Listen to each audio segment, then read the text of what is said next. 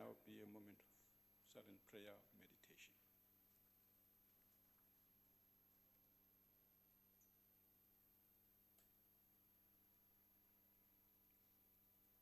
Thank you. You may be seated.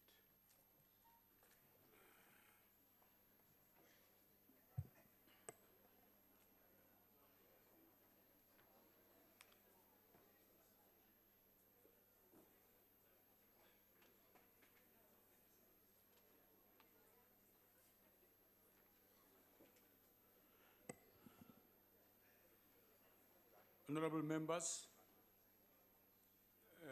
before we start,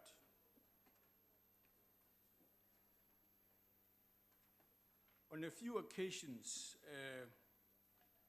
now remarks have been made in this House which, upon being ruled out of order by the presiding officers, members have sought to contend that the remarks are merely quotations from the court judgment or other relevant documents.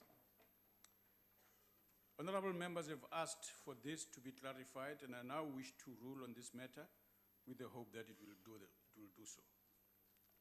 Members are aware that the Constitution guarantees cabinet members, deputy ministers, and members of the Assembly the privilege of freedom of speech in the Assembly.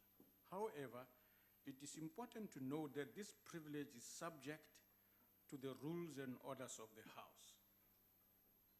In accordance with these rules and orders, members may not use offensive and unbecoming language, nor may they impute improper motives to other members or cast personal reflections on their integrity as members or verbally abuse them in any way.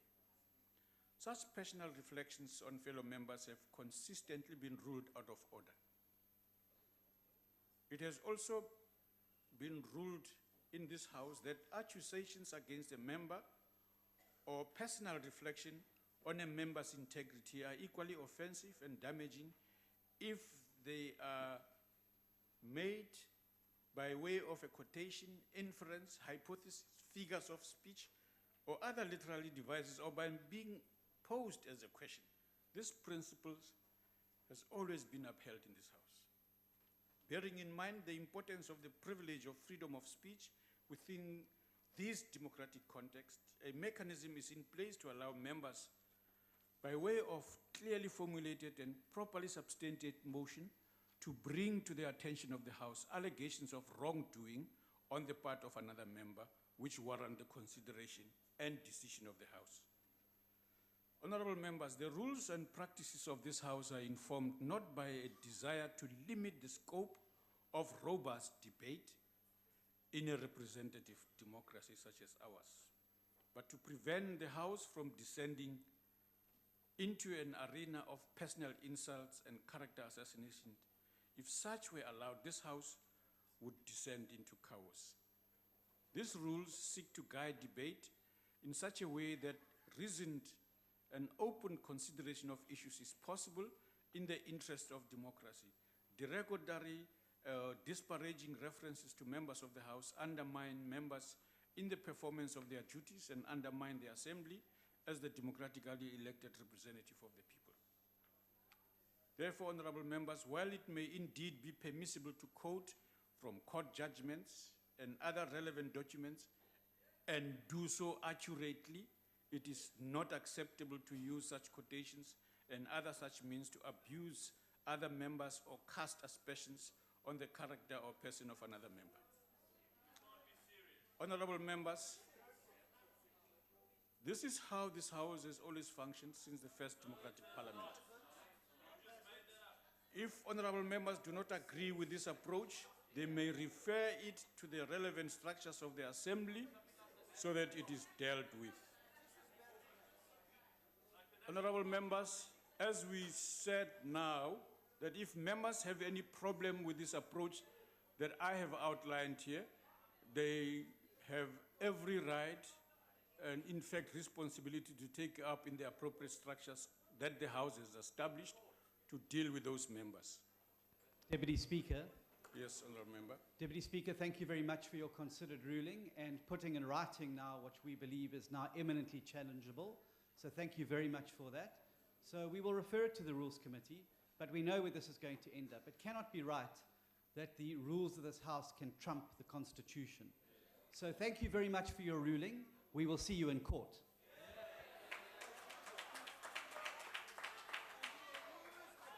The first item on the order paper is a motion in the name of the Chief Whip of the Majority Party.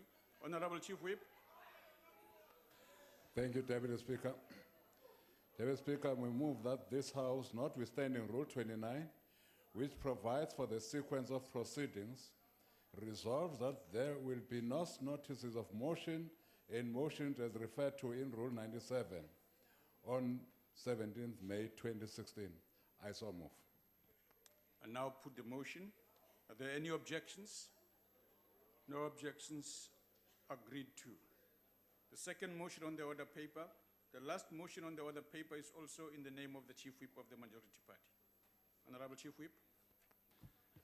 Deputy Speaker, I again move that this House, subject to the concurrence of the National Council of Provinces, extends the deadline by which the ad hoc Joint Committee on Appointment of Board Members to the National Youth Development Agency has to report to the 26th of May 2016. I so move. I now put the motion. Are there any objections? No objections. Agreed to.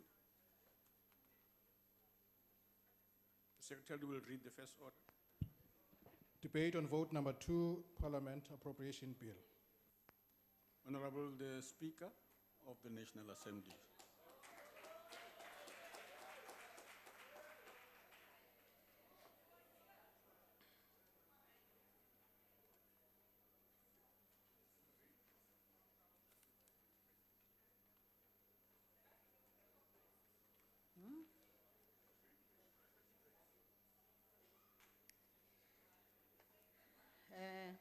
Thank you, Deputy Speaker. Honorable members, I dedicate this speech on budget vote 2 to 3 young women. 19-year-old Snekolo Mafevuka, who was raped and murdered in town 2, and her body was found in the communal toilet on the 1st of March 2016. 21-year-old Annelisa Daluze from Makaza, who was reported missing on the 2nd of February by her mother at Site B police station, who was found in a shallow grave on the 1st of May 2016 in Makaza. And Annelisa Ngalo, who was last seen on September 2015 from Kuyasa, and the case was reported with the Harare police, and there haven't been any leads in regards to her case. Deputy Speaker, honorable members, honorable distinguished guests, and ladies and gentlemen, I wish also to acknowledge the presence of our elder Manora de Kok, who's 106 years old, to our budget vote.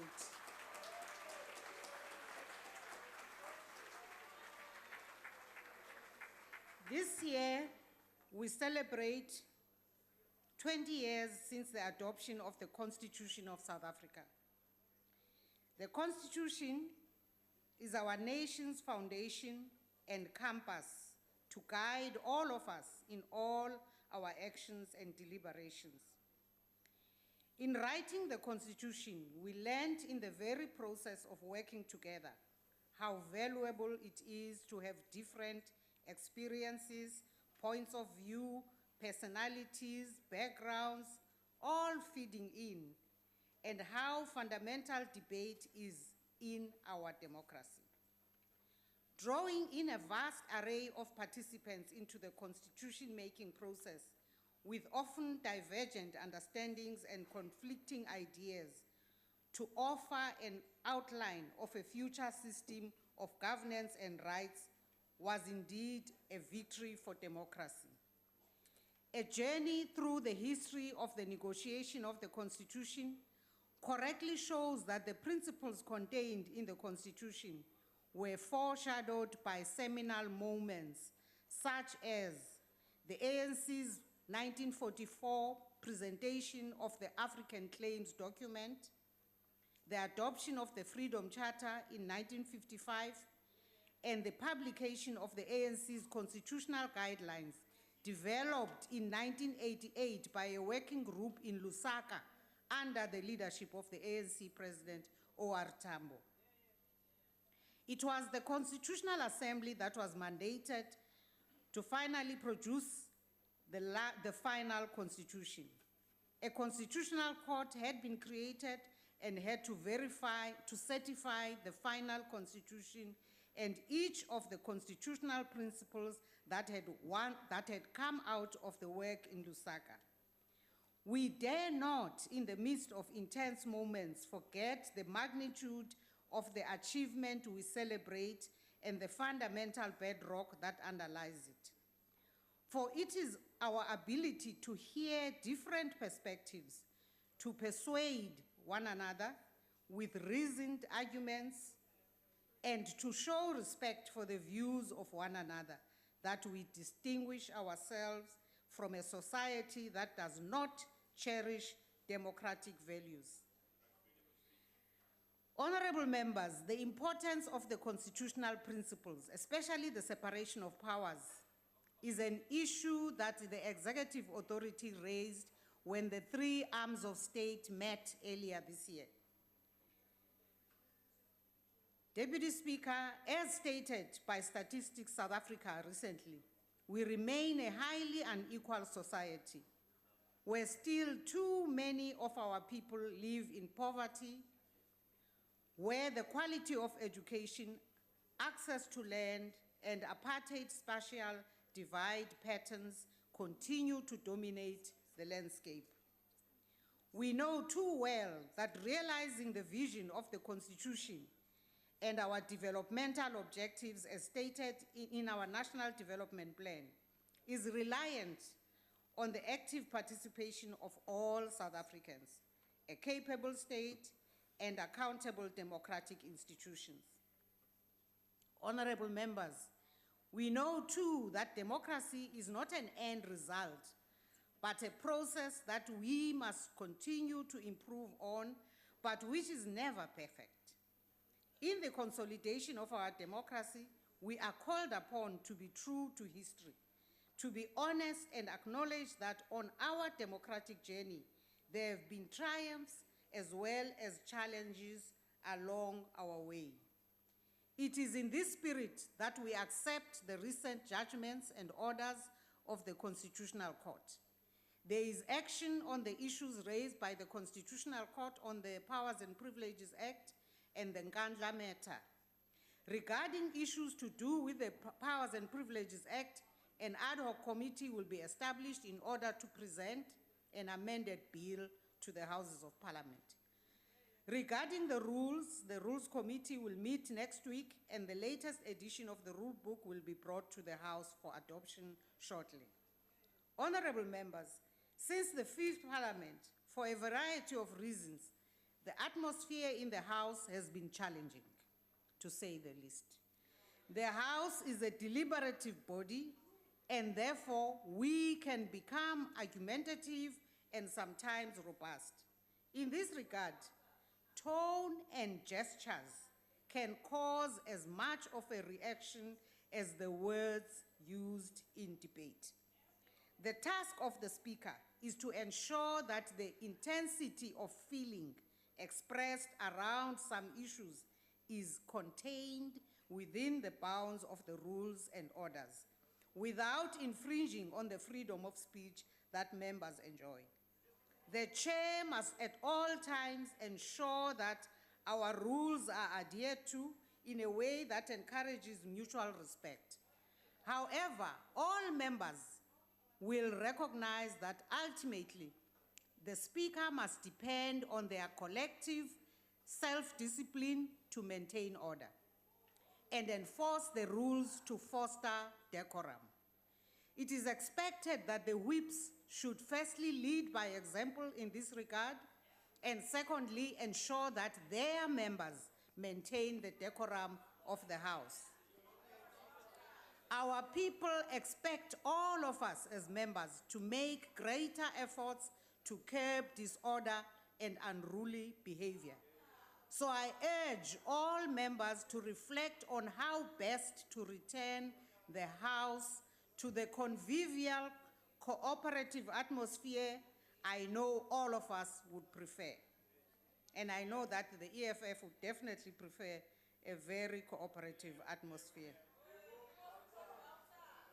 As the presiding officers, we have also initiated engagements with leaders of political parties last year and another engagement following the Constitutional Court judgment. We will initiate further engagements with the leaders of political parties to address the concern expressed recently by the Honorable the President at the end of his budget vote on the behavior of some members of this House. The presiding officers share the President's concern. I am convinced that with the commitment we have observed to these engagements, we are bound to find each other in terms of how we provide leadership to those that elected us. I hasten, honorable members, to add that away from the television cameras, the spirit amongst members of parliament across political parties is actually generally very collegial, constructive, and friendly. Members of the public don't know that, in fact, many friendships are formed across political parties. It is only when the eyes of the television cameras are trained on honorable members that the sugar rush tends to kick in and members disobey the chair as they do. Lest we forget, our democracy was achieved because of our collective willingness to engage each other.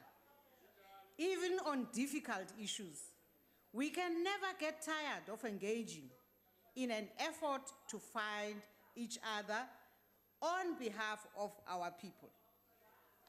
Honorable members, the Constitutional Court judgment has also highlighted the need for us to look broadly at how best we process reports of Chapter 9 institutions. At the start of the 5th Parliament, the presiding officers gave the House the assurance that the ad hoc committee report on institutions supporting democracy, which we normally call the ASMAL report, would be processed in this term. We have, honorable members, met with all the heads of the Chapter 9 institutions and relevant ministers at Constitutional Hill at the end of last year, where we discussed how best we move forward on the ASMAL report. On the ASMAL report recommendations, which include the idea that there should be an overarching human rights body, the location of their budget votes, that is the Chapter 9 institutions, and their conditions of service, among other issues. We will keep on engaging those most affected by these recommendations. Though difficult, progress on these matters is possible. It is fully acknowledged that institutions supporting democracy are divergent and therefore cannot all be treated in the same way. For instance, the complexity of the work carried out by the Auditor General is a case in point.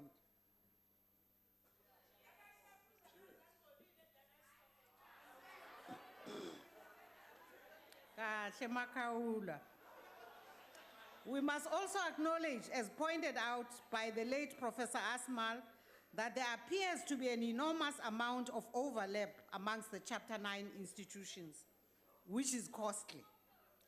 There is therefore agreement amongst the chairpersons of Chapter 9s for a review of the legislation to deal with some of these complexities. We agreed also to meet at regular intervals, and I've mandated the Office on the ISDs located in my office to ensure the facilitation of such engagements. We will keep the House abreast of developments as we fine-tune these outstanding matters. We must say that the issue for most of the bodies the ones dealing with different types or categories of human rights, there's a fear that they will be swallowed in the process of being rationalized. And therefore, that's part of what has to be factored into how we deal with that matter. The importance of these ISDs in our democracy, in their complementary oversight role in support of Parliament's oversight function, is fully recognized. Parliament is therefore duty-bound to ensure that the ISDs are effective in their functioning and strengthened in their ability to discharge their primary roles.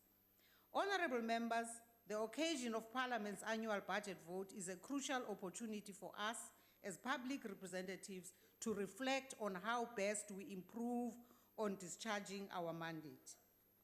The Fifth Parliament has undertaken bold measures to further build a strong institution that is resilient, is capacitated to support the work of members, and is responsive to the needs of our people. In this regard, it is our responsibility to ensure that the strategic plan and operational plan 2014 to 2019, which the two houses adopted last year, is implemented with vigor. A number of initiatives will be introduced, including the following. Firstly, we will adapt the program of Parliament so as to ensure that members have more time for meaningful oversight in committees and in constituencies. The work pressure of honourable members and the hours available in the week are not easily reconciled. We therefore have to seek ways to go about carrying out our oversight mandate in a much smarter manner. Secondly, through the South African legislative sector, we have commenced the process of drafting a legislative sector bill to ensure improved sector coordination and cooperation in the discharge of our oversight mandate.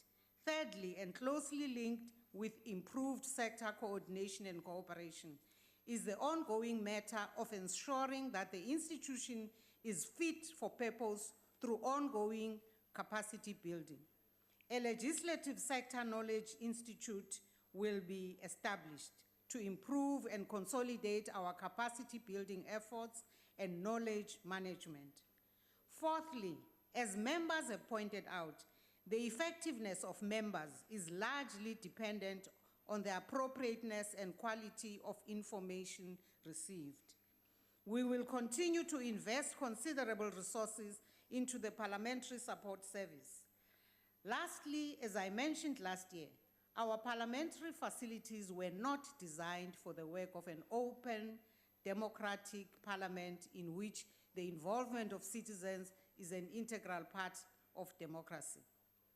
The chamber facilities for the National Assembly and the National Council of Provinces were upgraded, but proper facilities for joint sittings of the houses remain inadequate.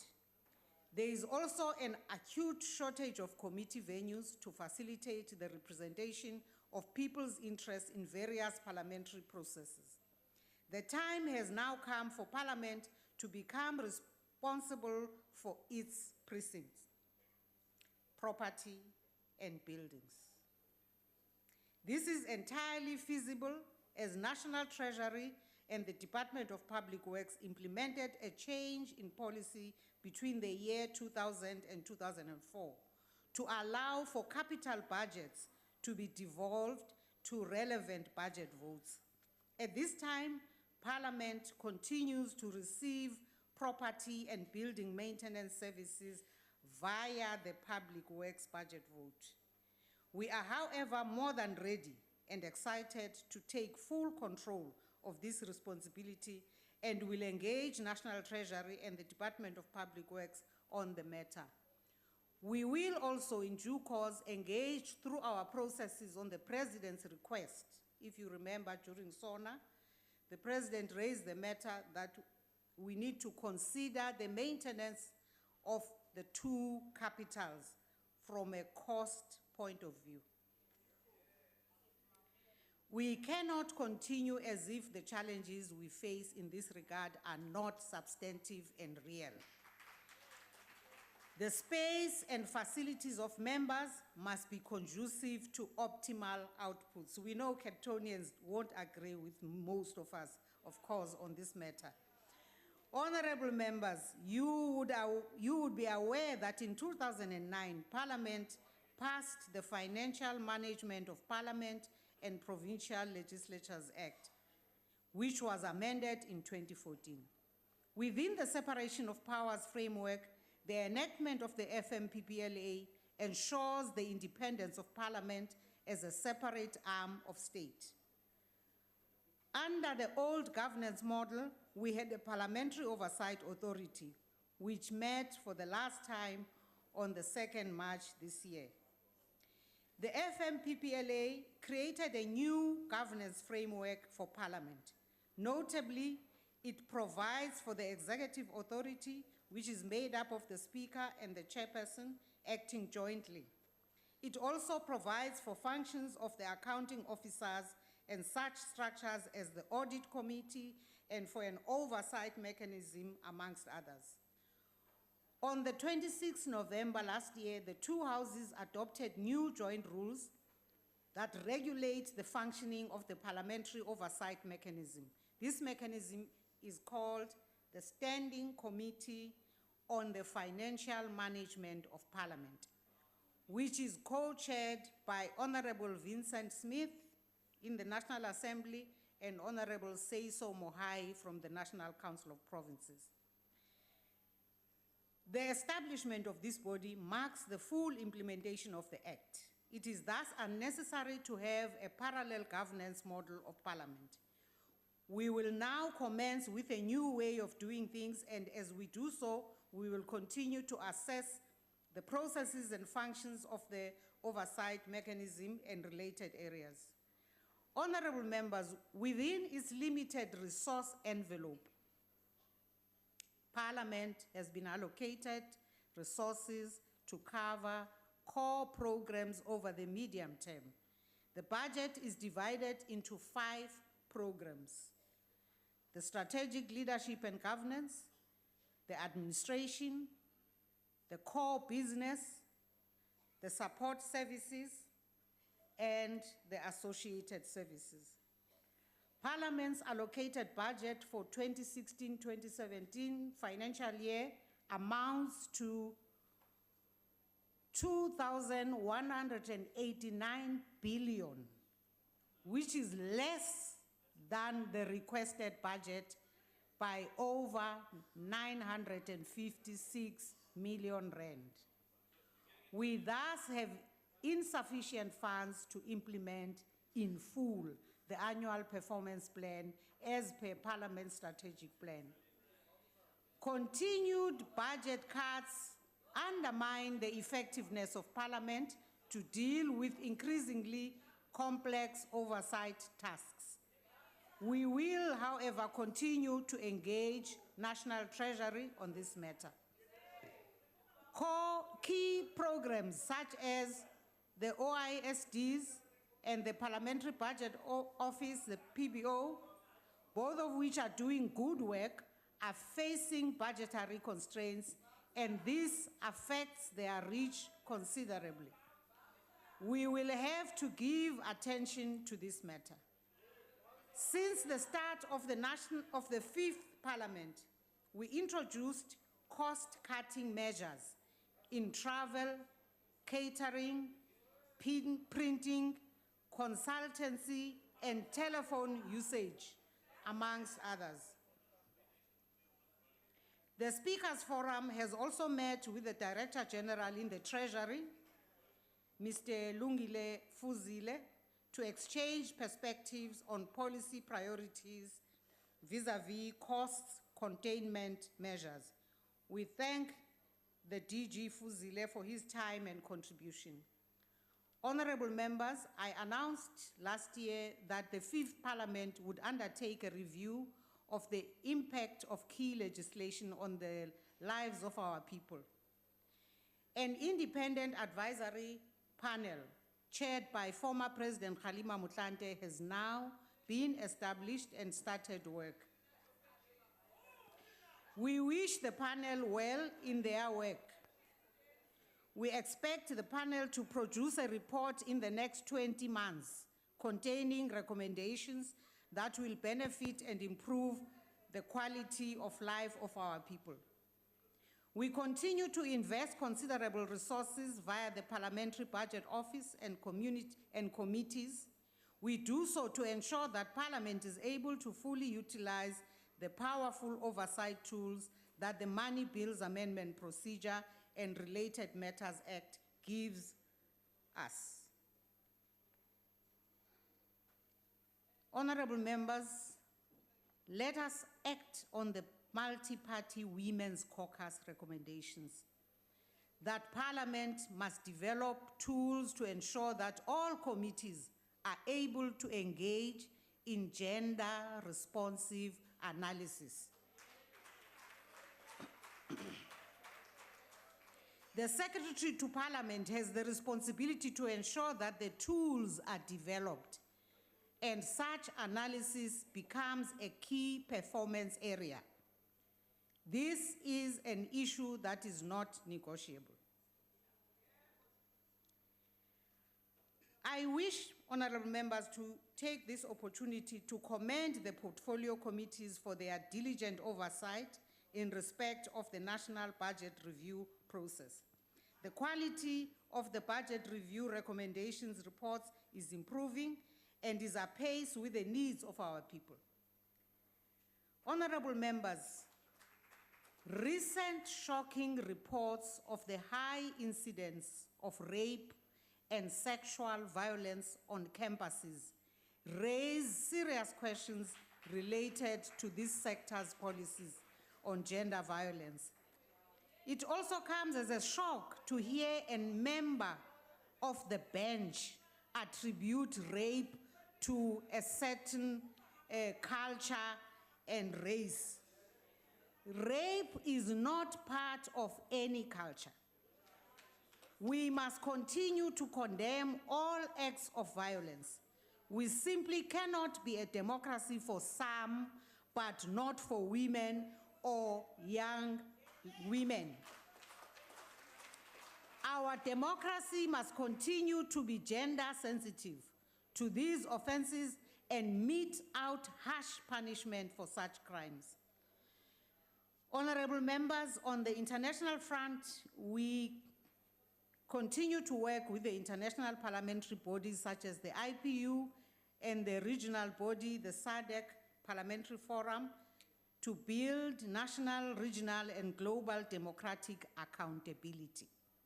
This is consistent with the AU Agenda 2063 and the Sustainable Development Goals, which calls on parliaments to play an active role in democratic governance at national, regional, and continental levels. We will continue to provide the necessary support in strengthening the SADC Parliamentary Forum and the PAP. We will also continue to shed light on the pressing global challenges of our time, as we did last year.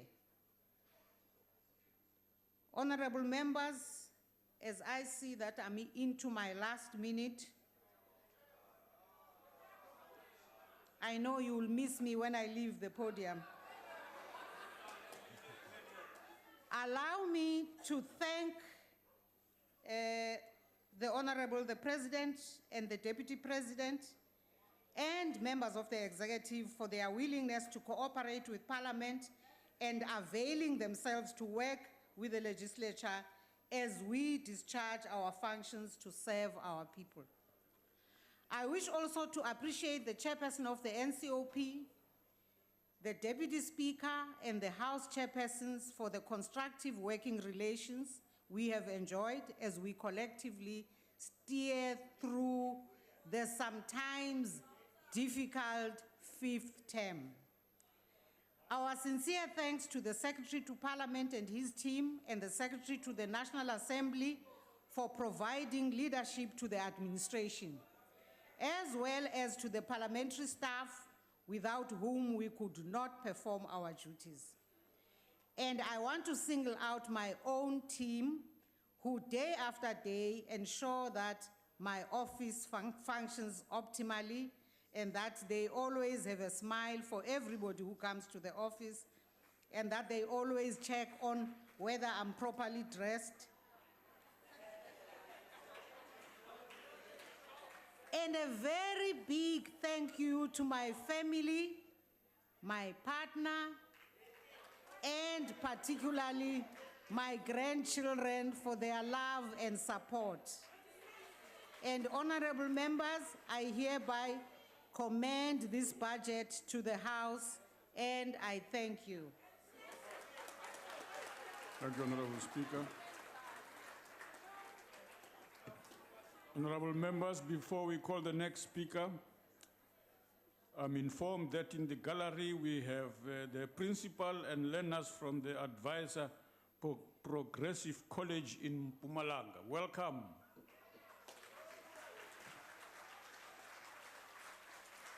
Welcome to the National Assembly and to Parliament. Thank you. I'm also informed that there is a Malawian multi-party women's caucus led by Honorable Dr. Kwaila in the gallery. Welcome, members.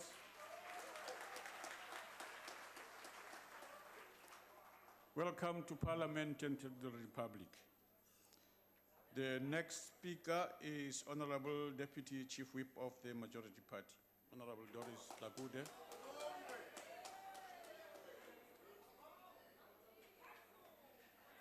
Thank you, Honorable Deputy Speaker.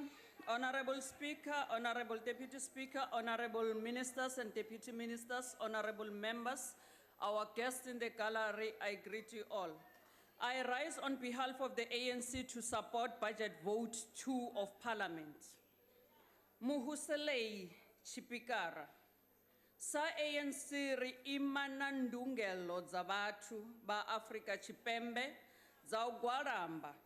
Pedzi ahuna mbilaelo na nthihi ine ya pfa vhathu ndungelo za u kwasha ndaka ya tshitshavha kana ya muṅwe muthu. Ufisa zwikolo sa zwe ra zwi vhona kha ḽa Vuwani ndi u tsinya vhumatshelo ha vhana vhashu barangapanda bamatshelo. Honorable Deputy Speaker, as the ANC, we reaffirm the right of all South Africans to legitimate and peaceful protest. No amount of grievance warrants the destruction of public and private property. We condemn the unfortunate events witnessed recently at Vuwani community in Limpopo. Destroying schools reverse the gains of our democracy and destroy the future of our children.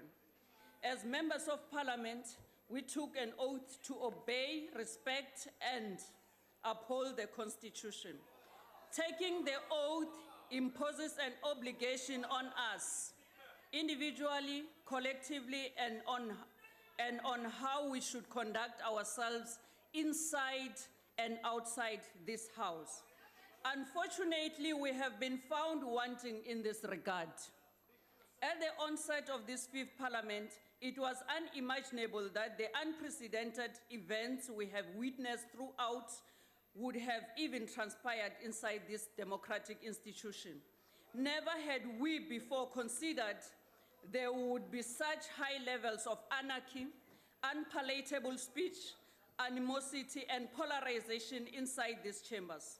Advocates of anarchy have sought to exonerate themselves from responsibility by suggesting that the majority party is unable to maintain order in this House.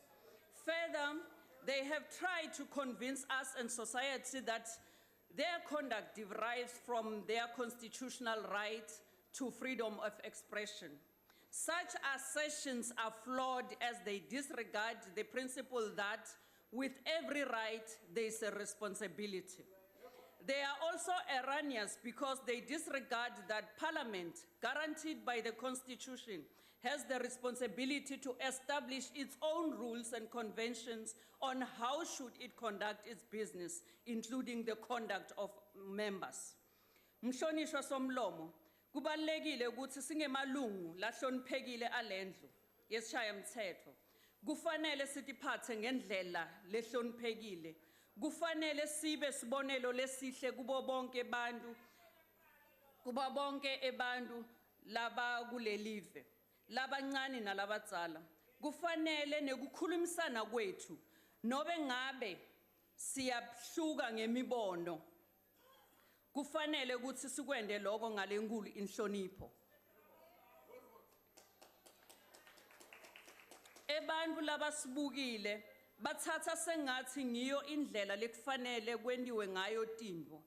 Kufanele sakhe sive, sigcugcutele kubuyisana nekuxolelana. Akufanele kube ngithi lesitshala inzondvo esiveni. As chief whips of all different political parties in this parliament, we have a chief whips forum which enables us to consult each other on the business of this house and issues pertaining the conduct of our members. After reaching consensus in the chief whips forum, such matters are then taken to the National Assembly Programming Committee, a decision-making body on the program of parliament. Yet, most unfortunately, while we would amicably agreed in these forums, some parties come to the House and act contrary to those agreements for political expediency and cheap political stunts. The chief whips, in particular, of each and every political party have the responsibility to ensure that our members respect this agreement and desist from grandstanding and making frivolous points of orders. Most importantly, whips must reverse the emerging unsavory trends of verbal abuse and personal insults and attacks on individual members and members of their immediate family. Painstakingly, we endeavor to restore the dignity of our parliament and the decorum resonant with it, going to great length to find each other as parties, even when and where we fundamentally disagree. Our hope is to retain conventions that prove to be valuable and appropriate to our present-day environment, change previous practices that are not adaptable to prevailing conditions, enable the plurality of ideas and thoughts to let 100 flowers bloom, characteristics of our multi-party framework, and to affirm the electoral expression of the majority at the polls by not dithering on the principle of majority rule. All these are an inherent tapestry of our democratic constitution. Honorable Deputy Speaker, some among us continuously propagate a narrative that our parliament neither respects the constitution nor other arms of state, as well as institutions that support our democracy. This too is false. We accept the Constitutional Court judgment as we have done with other such judgments by our judiciary. And from it, there are lessons learned. And moving forward, as different political parties, we already had a meeting with the Speaker of this House, of which is the first step in the right direction on how to restore the dignity of this House and holding the executive accountable. Throughout all this exercise, we have been mindful that it is better to err on the side of caution than to make incalculable mistakes that would cost our people, our country, our democracy immeasurable harm. At the same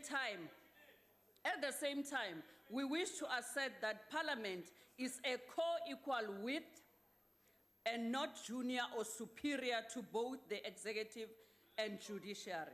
It has specific responsibilities and constitutional mandate of oversight over government and on holding the executive to account. In discharging these duties, these constitutional duties, without encroaching into the terrain of the other arms of state, it must do so diligently and apply its mind to the fullest. Nevertheless, those who have and continue to second guess us, who mistrust our intentions, who harbor primitive colonial myths and stereotypes about the natives and black majority party, would nevertheless want to create scarecrows at every turn. mindful of the burden of responsibility the Constitution places on this legislature against the obligation of each of the other arms of state, tensions arise from time to time. Such is the nature of our constitutional democracy we have since opted for when we banished apartheid's parliamentary superiority. Honorable Deputy Speaker, it is not surprising that some in the opposition, including certain of their lobbyists, would want to usurp the Constitution by creating an impression of a competitive and combative relationship between the legislature and the executive and the judiciary, including other institutions that support our democracy. Some of this stems from the ignorance about the workings of Parliament and also the lack of appreciation for the dynamic symbiotic relationship between the different arms of state. Most importantly, though, it emerges out of a toxic coalescing between these parties, which emanates from animosity. Honorable Deputy Speaker, despite all the challenges, this fifth Parliament has been nothing more than a testimony to the numerous possibilities our country possesses, as evidenced through what happens in the National Assembly, EPCs, and committees. The ANC continues to uphold this House and also profile its relationship with the electorate, who accorded us the mandate to formulate legislations intended to change their lives and realize a better life for all. Against this backdrop, the African National Congress commends the Speaker for initiating the advisory panel to assess legislation since 1994. This process, which is led by our former President and Deputy President, Comrade Halima Motlanthe, has as its objectives the removal of impediments to change and the speeding up of the radical transformation of our society. The long hours and deliberations spent in committees, numerous oversights, visits to communities and provincial governments, endless interactions with various clusters and different government departments, and dedicated consultation with multitudes of stakeholders bear testimony to a people's parliament at work.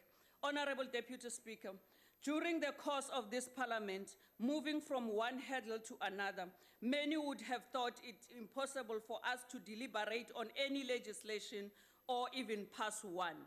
Yet we have passed important laws and adopted many reports that are critical to the work of this parliament and essential to bringing about radical change in the lives of the majority of our people. Honorable Deputy Speaker, in 2014-2015, this House passed 44 bills, and in 2015-2016, we passed 24 bills, while other bills are still before committees.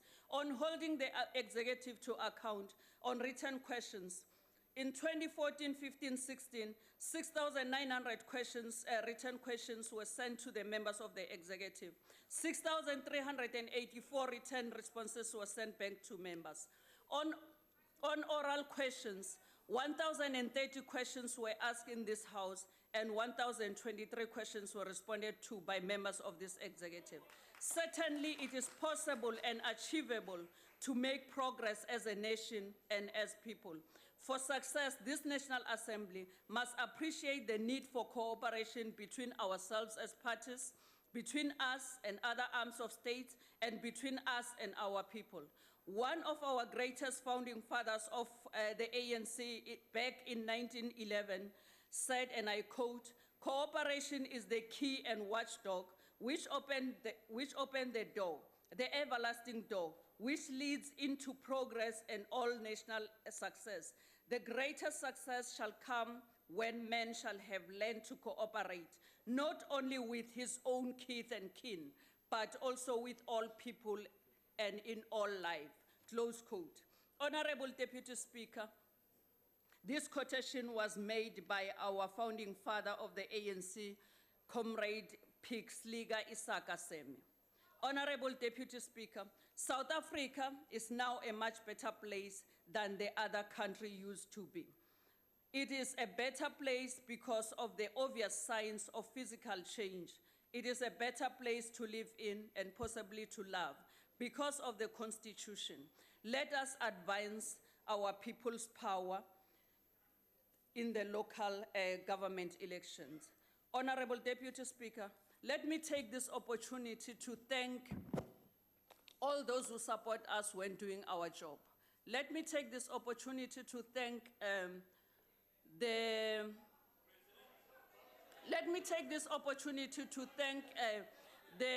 Parliamentary Protection Services that make sure that those people who disregard the rules of this house are ejected from this house so that we can be able to do what the people of South Africa mandated us to come to this house to do. We will support them. We will always support them. We will support the Speaker when she calls them to come and eject those people who doesn't want Parliament to function. Also to thank the Secretary to Parliament and his team, the table staff, for making our lives easy in this Parliament. We also thank the political committee who always advise us on how to do our work better as members of the ANC in this house. Honorable members, ke nagana gore gona jwale go tshwanetse re change tsela e re itshwarang ka yona jwale ka batho ba ka maloko a parlamente e tlhabisa ditlhong ke eng se re se rutang bana ba rona ge ba re lebelele ba le ko magae re ba ruta eng gore ba roge batho ba bagolo gore ba ska tlhompa e tlhabisa ditlhong a re changeng batho ka moka ba South Africa ke re mo go bona ANC ke party A1 ye go tshwanetseng gore le voutele yona le tlogele ba ka moka ba ba roganang ba bangwe ba bona ba re ke baruti ba tsotse a gona motho a le moruti a ka rogang motho a gona motho ya reng ke ntate a ka rogang motho e mogolo ke a leboga.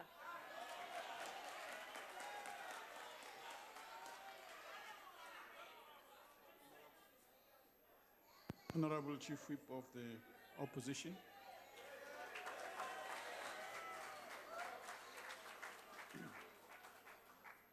Thank you very much, Deputy Speaker, Madam Speaker.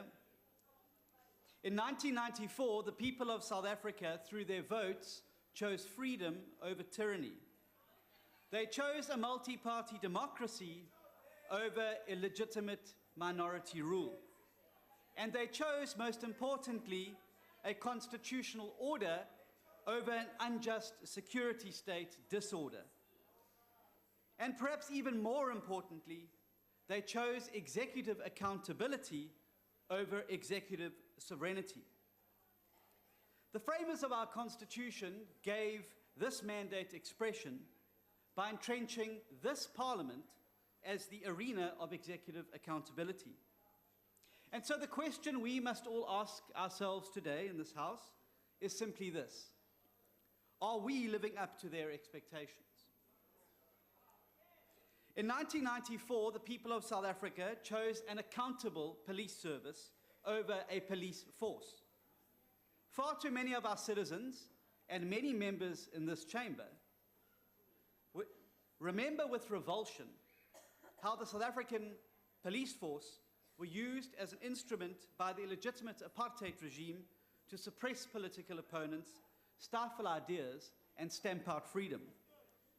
It's inconceivable then that this opposition was required to go to the courts of this land to stop the presiding officers of this House from setting the police on them, in direct violation of the powers and privileges of members of Parliament and the separation of powers. One of the most fundamental parts of our jobs as members of Parliament is to hold the President and members of the executive to account. It would be a sad day for this democracy if the presiding officers were allowed to have members arrested and removed from this House by the SAPS for fulfilling our constitutional responsibility. However much the executive may not like the message or how it is delivered, the Speaker opposed that case in court, and the Speaker lost. In 1994, the people of South Africa chose a constitution that guaranteed every citizen the right to freedom of speech. They did this precisely to ensure that never again in this beautiful land of ours would the ability to share ideas or views be inhibited by fear or state control. But perhaps more importantly, they entrenched this important right in our parliament, precisely to ensure that the representatives that the people of South Africa sent to this house to represent them would never again be afraid to say what needed to be said in this house for fear of reprisal. The ANC fought, suffered, struggled, and sacrificed much during the struggle for freedom of democracy. And so we must ask you then, why do you remain silent and are now actively complicit in the trampling of that freedom that you fought for? What you don't realize is that every single time that you do this, you weaken your own rights and betray the mandate of the people that sent you to this house to speak up for them on their behalf. Now, can you imagine a future, and judging by the way things are going now, it won't be long, when you sit on the opposition benches? Would you accept the type of suppression and tyranny being visited on you by the presiding officers of this house? I doubt it. Innocuous words like rubbish and faction are ruled unparliamentary. And it's getting worse by the day, colleagues. Just last week in this house, the leader of the opposition, a constitutionally recognized position, was prevented from referring to Mr. Zuma as, I quote, accused number one. This despite the fact that the Gauteng High Court had ruled, and I quote, that the decision of the first respondent in 2009 to discontinue prosecution is reviewed and set aside, and further at 93 of that judgment that, quote, Mr. Zuma should face the charges as outlined in the indictment. The Honourable Judge was, of course, referring to the 783 charges of fraud, corruption, and racketeering facing the President. Less than 48 hours after the leader of the opposition was told to remove those words from the record, the Mail and Guardian published on its front page a picture of Mr. Zuma with the words, accused number one. Now, there's something profoundly wrong in this parliament when a national newspaper has the freedom to print these words on the front masthead of its paper to scream out from the newsstands of South Africa, yet the presiding officers of this house say that members of parliament whose rights of freedom of speech are supposed to be protected and entrenched in the Constitution cannot say what needs to be said in this house. And yet, and this house continues, and you've seen the best example from that ruling, which I'll get to just now today, that court judgments, constitutional provisions, and the law simply don't matter. Time and time again, the courts have had to step in and remind the presiding officers of their responsibilities to protect the rights of members of this House of freedom of speech. Lakota versus the Speaker. De Lille versus the Speaker. And as recently as last year, the Bozalek judgment. The list goes on and on. Yet time and time again, the presiding officers default to muzzling members and stifling debate.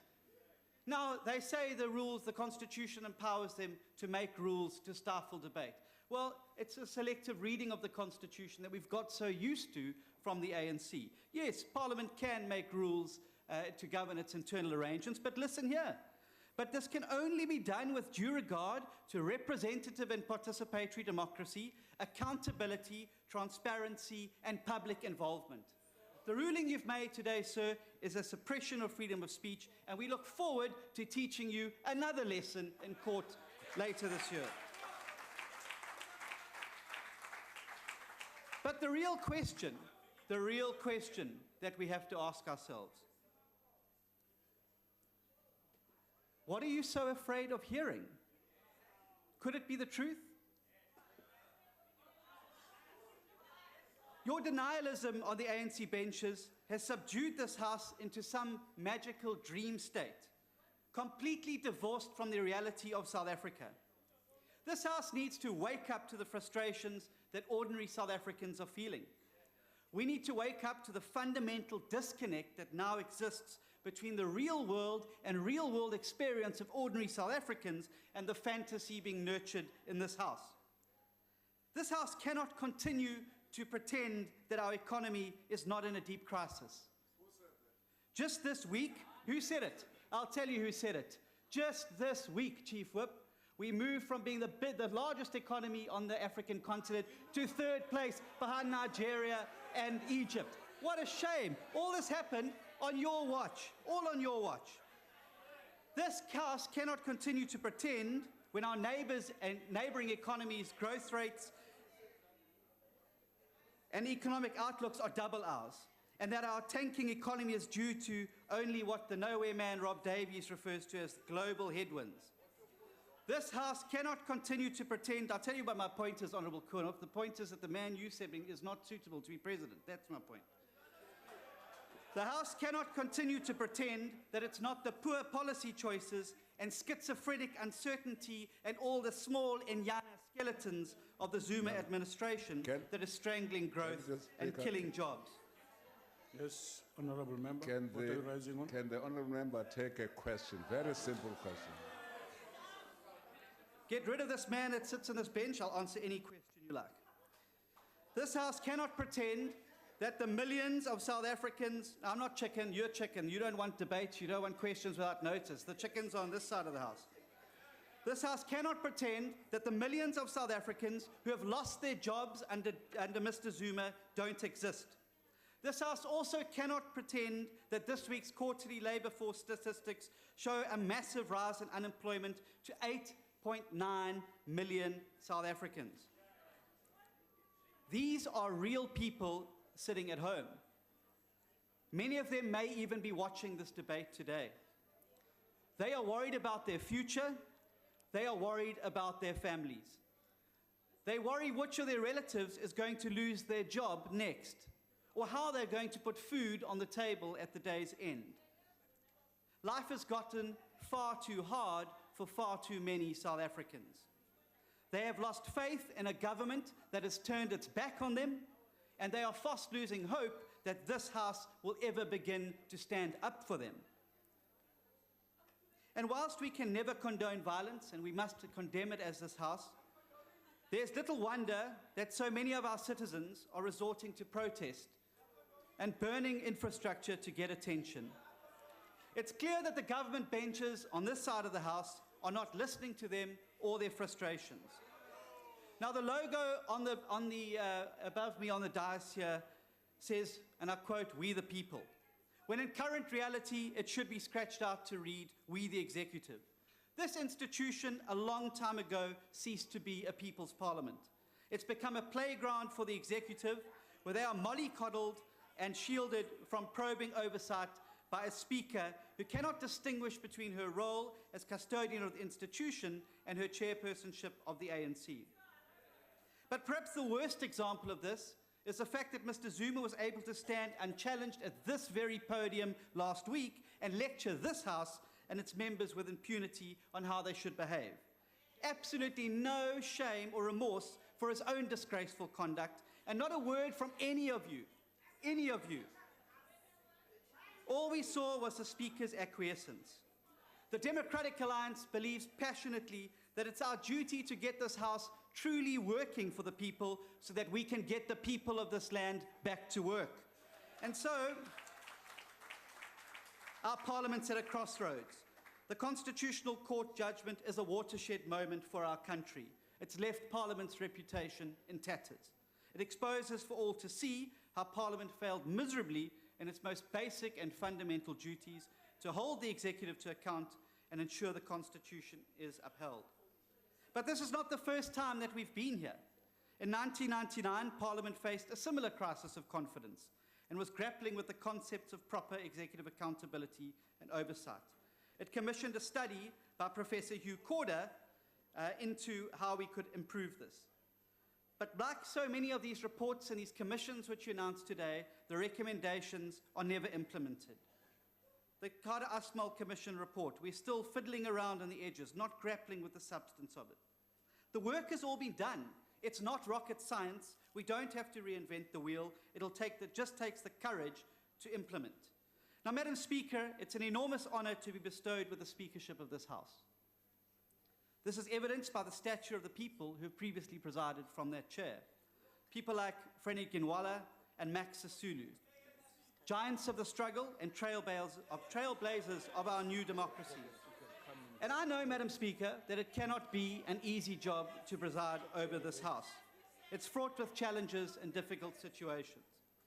But the truth is, Madam Speaker, you are falling far short of the level and of expectation that they set. Never before has this House been presided over with such partisan rancor. Never before has such a blatant executive-mindedness obstructed members from doing their jobs. Instead of placing the dignity and reputation of the institution of Parliament first, the Speaker has chosen to cling unseemingly to the chair at all costs. This despite being the first respondent in a matter which was under discussion a few weeks ago and party to the unlawful actions of the legislature. Surely you want to be remembered as the Speaker who defended this Parliament and not the Speaker who destroyed it. Every time you choose the President over Parliament, every time you fail to protect our rights, every time you shield a minister from tough questions, you strike a hammer blow against the very foundations that this House is built upon, and you pervert the will of the people who sent us here to represent them. But it doesn't have to be like this. We can fix this institution and we can make it strong again. We can restore it as the proud centerpiece of democratic accountability. It will take honesty, it will take hard work, and it's going to take the will of all of the members of this House across partisan lines to restore Parliament's ability to hold this executive accountable and fulfill our constitutional obligations. I thank you very much.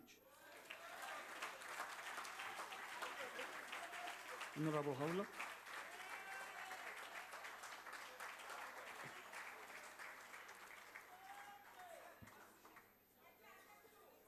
Thank you, Deputy Speaker. Deputy Speaker, all members of this Parliament from all political parties carry a constitutional obligation and a right to respect, uphold, and defend the Constitution, Mr. Zuma included. We must do so at all costs, regardless of whose interests are at stake. The EFF has exposed again and again that the ruling party attitude and approach towards multi-party democracy means something different to what the Constitution intended. To the ANC, the multi-party system of democracy means everyone must help them to help Mr. Zuma, to put Mr. Zuma first, the Gupta family second, and the ANC and the rest of the people of South Africa at the bottom. There is no turning back for the ruling party. They allowed Mr. Zuma to destroy all other institutions meant to protect our Constitution.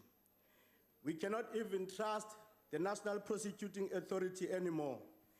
And now they are allowing him to make mockery of this Parliament. Let this be clear, Chairperson. This Parliament is not an ANC debating forum. It is a Parliament of the people of South Africa. As for Mr. Zuma, wherever he is, he must know that to us, he remains an illegitimate president. We do not recognize him. We have no reason to respect a man who does not respect the Constitution of South Africa. In fact, Mr. Zuma is not welcome in this Parliament. As the EFF, we will never allow Mr. Zuma to speak on our heads for as long as the Constitution of this country maintains that he has broken the oath.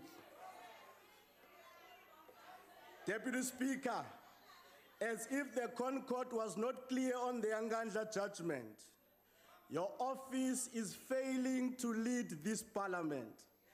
Parliament is failing to protect and defend the Constitution. You have invited kids here. You want them to learn your inability to defend the Constitution. Parliament is failing to hold the executive accountable. In fact, Deputy Speaker, It is now clear that the ruling party does not want the executive to be held accountable by this parliament. Parliament has failed to remove Zuma, who has grossly violated his oath of office. You must take lessons from one of your partners in BRICS.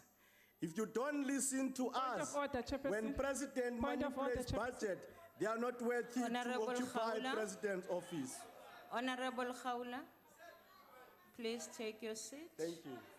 The speaker on the podium referred to the president of the country as Zuma. His Excellency, the President of the Republic of South Africa, the Honorable Mr. Zuma. Honorable On the member, matter.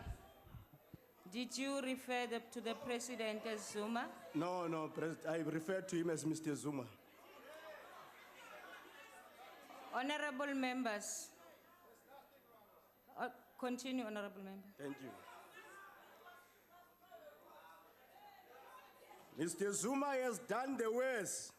It remains a bizarre why he's still in the office. His parliament has failed to pass legislation and it is loses cases all the time. His parliament has failed to lead by example. How are we supposed to safeguard the people's taxpayers' money when the Secretary of Parliament, Mr. Mgidlana, is wasting parliament limited resources in luxury overseas trips, flying business class, and staying in five-star hotel? How is Parliament supposed to lead important legislation such as the minimum wage? House Chairperson. Honorable House Chairperson, on a point of order. Please take your seat. Honorable Deputy. The statement is misleading. The honorable member doesn't have all the facts. So he must check the facts first before he accuses people of doing something Thank that you. is not. Honorable member, that is a point of debate. Can we allow it? You are not a chief whip. How is Parliament supposed to lead important legislation such as minimum wage and decent employment condition when some of its workers employed through labor brokers are paid 1,500? The Parliament kitchen workers in Mark's building are employed through labor brokers and they are paid 1,500. Labor relations between Parliament and staff has collapsed. It's completely broken down. It is an embarrassment that such an important institution communicate with its workers through the CCMA. Workers' salaries are deducted. Workers are not paid their agreed performance bonuses. But Mr. Mgidlana has money to travel overseas whenever he wants. As the EFF was saying, Speaker, you are deliberately rendering this parliament useless and dysfunctional. Chairperson, Madam Speaker, there is an urgent need to restore dignity of this parliament house before you are left alone to continue to undermine the constitution and make a mockery of the people of South Africa. Parliament must appoint retired judges who are willing to preside over important debates and guidance over court cases to avoid what happened at the Constitutional Court. Parliament must employ all parliament staff and ban labor brokers and outsourcing. Parliament must appreciate the principle of multi-party democracy. Any member, regardless of which party, must be able to preside over debates and committee meetings. Some of the chairpersons in your committee meetings are sleeping.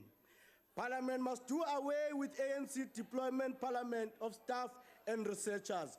Parliament staff must be appointed on merit, qualification, and suitability of the job. Parliament must exercise its power and use the money bill legislation and stop asking favors from the National Treasurer. Parliament appropriate money, not the Minister of Finance. And it is then that Parliament Budget Office will start doing its work instead of being committee secretaries to Standing Committee in Finance. Now, most importantly, and progressive step going forward, Parliament must institute disciplinary proceedings to Mr. Zuma for his gross violation of his oath of office amongst many sins he has committed. We're offering you a much more superior logic as a way forward, of which failing to do so, Parliament will again be found failing in its duties. You must know that we are now approaching local government elections. If this Parliament is unable to provide examples to other spheres of government, you have executive mayors, you have premiers. In fact, you have most corrupt premiers like the one in Free State, Ace Mahashule. And you've got the one Supra in Northwest. If President Zuma is Honorable unable to Chairperson, provide on the point of leadership order. to his premiers, how is he going to ensure they are living up to the Khawula, expectations of the order. Constitution? Honorable Khadeb. Honorable Chairperson, this member is referring to the premiers of the other provinces as corrupt, which is something he cannot prove. Because by default, they are members of parliament because they are leading the delegation of the NCOP. Please rule on that. Honorable members, members who are not in this house and are unable to defend themselves, please stray away from speaking and accusing them of that because we don't have any evidence of what you are saying. Continue, honorable member. The people of South Africa. Chairperson, sorry, on a point of order. Yes. Sorry, just on a point of order. May I address you? Chairperson, the premiers are not members of this house. I'm saying that that they are not members of this house and they cannot defend themselves. No, they're not members of the house, so we can actually raise issues about them. That's the thing. But Honorable, thank you. Helen Zeller gets attacked all the time from the other side. She's not here to defend herself, but that's fine. Honorable members, what I'm saying is the allegation that was said. And I'm saying we don't have any proof of what was said. Chair, with all due respect, that's not for us to decide. The member's making a point. That's why I just said that and allowed him to continue. I'm cautioning, honorable member. I'm just cautioning. Continue, honorable member. Order, Chair. Honorable Slope. Chair, I'm also cautioning you. You must refer to the rule when you do rulings in this house. Honorable member. No, Chair. Honorable because now, member. if the DA didn't stand up, we're supposed to take your ruling, which is unconstitutional. No. You must refer us to the rule of this member, house. that you are also not referring to any rule with your point of order, and that point of order is overruled. Continue, honorable member. But Chair, I'm not the chair of the house. You are the chair of the house. Sit down. When you do the ruling, you must also tell us which rule. Sit down, honorable. Continue, honorable member. In fact, Speaker, we are aware that Supra Mahuapelo has paraded to Dubai to deliver a bag of money to the Guptas. The people of South Africa are continuing to frown every time Mr. Zuma speaks into this house. The members of the ANC on the right, those that have got a mind, they are also frowning whenever Mr. Zuma is speaking. How do you celebrate the removal of other members of parliament who have a responsibility to hold an executive accountable? How do you celebrate when the bench of the opposition is empty, yet you claim that you have delivered a multi-democratic system in this country? How do you sleep at night when 9 institutions of democracy are undermined? All legislation, all institutions of democracy are undermined. When the role of legislation is not upheld by this parliament, we have a responsibility to defend the constitution. In fact, Speaker, the last thing that we still have in this country is the judiciary. Thank you very much, Honorable Khawula. Your time is up. Thank you very much. Isikhulumi esilandelayo ngumhlonishwa Mdakane.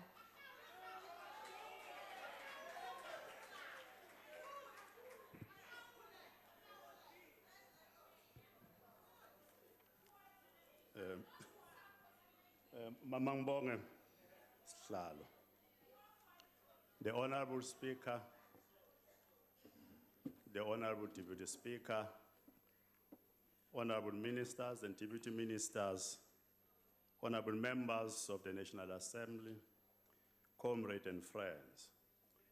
Thank you, Honorable Presiding Officer, for affording us this opportunity to participate in the debate, vote 2, I rise on behalf of the ANC to support this budget vote because it represents the policy position of the ANC, that of building a strong and independent judiciary, executive, and legislature that is capable of representing the hopes and aspirations of all the people of South Africa.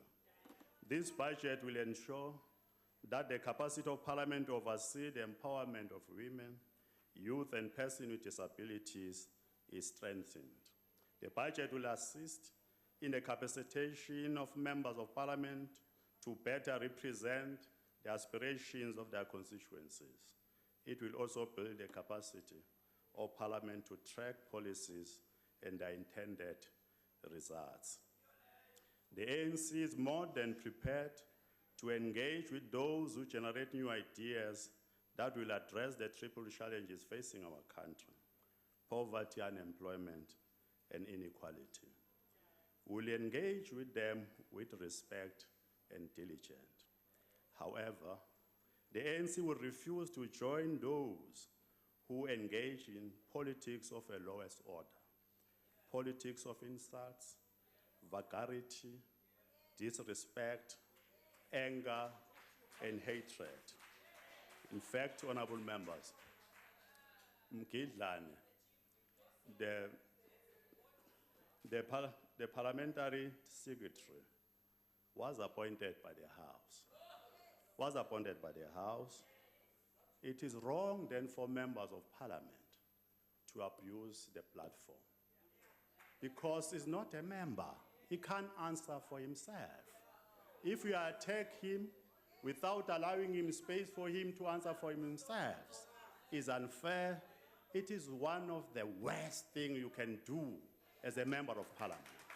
It can never be accepted that way. Honorable members, this Parliament deserves to be treated with respect. At all times we enter into his precinct, we should do so with dignity. And I really think that Honorable Kaula, please do that, because that is a problem. It is therefore cannot be proper that at times debate from opposition are not different from the thundering of empty clouds. Some of these debates. Who do I offer? Honorable Ndakani? Honorable Ndakani? Ma'am Khawula? Bakithi awungiqolisele lapho ngaphambili angaze ngikhulume lutho mina ngilungele ngigqokela ijazi elimhlophe abangiyathandaza la ngimisela ukuyina ukhetho ngo2019 ngifakela amabhawunsa lana nanikhiphe la ngaphakathi amen. Ma'am Khawula, siyaxolisa ukuthi i-pronunciation ibe wrong. Siyaxolisa. House Chair, may I address you? Yes, honorable member. Through you, House Chair, there's no need for the Speaker to defend premiers. We've got proof of corrupt premiers. Honorable member, We've got what proof is your point of a order? premier in one province, What the is Northern your Cape, who point of bought Kentucky order? Fried Chicken Honorable of member. amounting to 50,000 and many other premiers.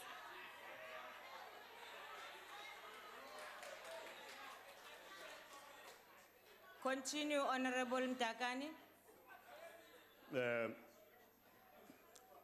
Honorable Presiding Officer, I hope that our colleagues, they would get used to Parliament and the decorum of Parliament. The behavior that is very strange, you will address with it in future. But the point that I'm raising, Honorable Speaker, is therefore cannot be proper that at times debate from oppositions are not different from thundering from the empty clouds.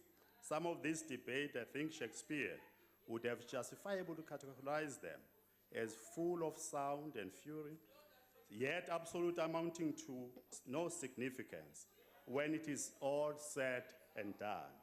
We therefore have no right to turn this House into an arena for personal attacks, fallacious argument, and full of spurious and unsubstantiated allegations which are purely aimed at making headlines. Surely the shield provided by the Constitution does not imply that freedom of speech in the Assembly should amount to freedom to abandon cogent argument in favor of empty media sound bites.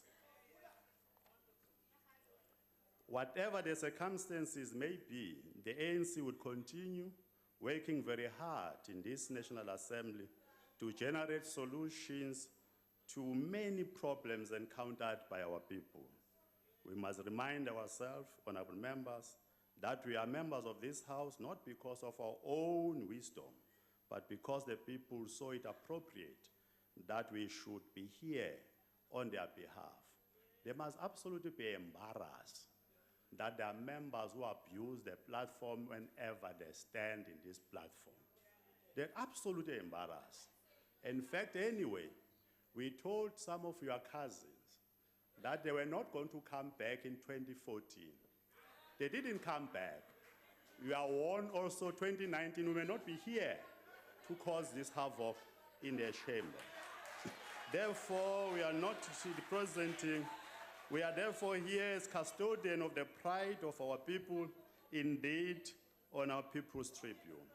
Therefore, we are not here to represent our personal views, but those of our parties and constituencies. This National Assembly does not at all belong to us, but it is the treasured possessions of the people of South Africa. We are just custodians. What we say in our debates and how we say it, it must therefore at all times reflect the contending yet collective wishes and aspirations of all our people united in their diversity. Ayinhlamba nongahloniphi. Inhlamba nongahloniphi ingaphindi ibe khona.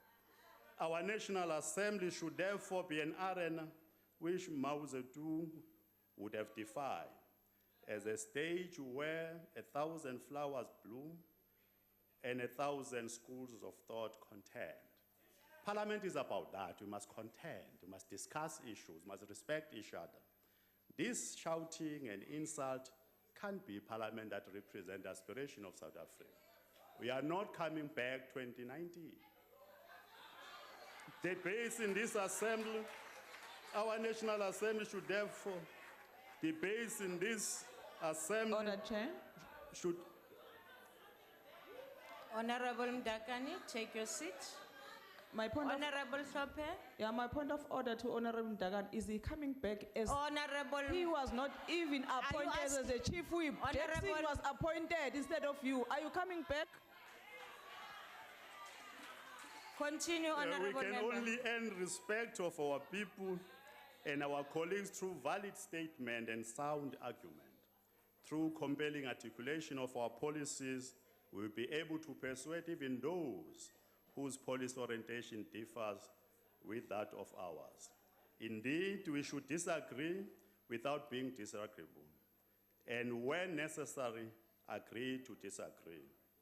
The ANC did not only support, but also persuaded CODESA to endorse the separation of power principles and the proportional representation electoral system. It is because the ANC believes in the strong judiciary, a strong executive, as well as a strong legislature. It is in pursuit of the strong legislature that the ANC supported and continues to support an electoral system that does not ensure that the winner takes all. If in fact we can do that, all of you can go home. All of you can go home. But that all the views of our people are equally heard and considered. The ANC, honorable members, believes in the collective wisdom of all, and hence the National Assembly currently comprises of 13 different political parties representing diverse constituencies of our people.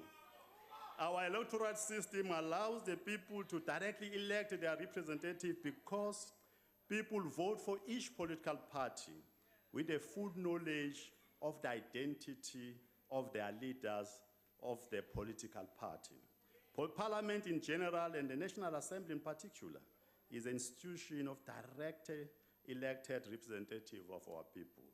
Wherever they are, they always think that we are addressing their problems, not our individual problem and individual hatred. It's not what we are mandated to come and do here. And I guess even yourself, you are not mandated to do so. Then the rules and order of the National Assembly should therefore ensure free dialogue in a respectful manner. The review of rules, which the National Assembly has been busy with, is also aimed at strengthening the rules of engagement to safeguard the decorum of the House and present a respectful public image of the National Assembly. Therefore, contrary to popular opinion, the rules are not reactive, but anticipative of possible situation in line with the participatory as well as representative democracy. The ANC, through its strategy and tactics, is building the national democratic society in which there is equal on the basis of race, class, and gender, and in which there is prosperity and a better life for all. In this regard, the Constitution clearly promotes substantive equality, which requires not only equality of treatment, but demands equality of outcomes, and is therefore tolerate disparity of treatment to achieve this goal. It requires examination of the actual social and economic conditions of the groups and individuals in the process towards the goal of equal society. That equal society can never be equal, only in opportunity. It has to be equal also in treatment as well as outcomes. Therefore, affirmative action and BBEEs are necessary measures to restore equality and heal the division of the past. We know that the DA opposes the affirmative action and other instruments of transformation because of its ideology of negative liberalism. Negative liberalism. The DA is anti-transformation. That is why that party does not mention transformation in its policies. In fact, I've not read even a single one. This is why those DA members who believe that society should be transformed through measures aimed at advancing people who were unfairly discriminated by apartheid are soon marginalized from the political center. Those positive liberals who supported a labor relations amendment that was aimed at advancing transformation in a workplace were immediately redeployed from the Labor Portfolio Committee, and then the leader of the DA. History will tell us. Equal opportunity society policy of the DA is covertly aimed at insidiously perpetuating the status quo in which society remains as it was designed by apartheid. Opportunities extended equally to people who are unequally placed in a society can only serve to preserve inequality.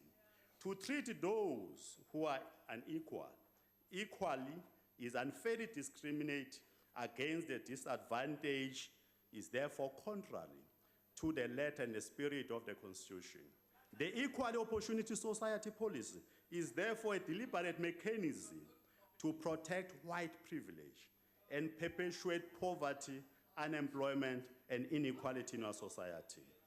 Let me again remind us that we are here not as our own accord and wishes, but because the people have entrusted us with their most treasured asset, the Parliament of the Republic of South Africa.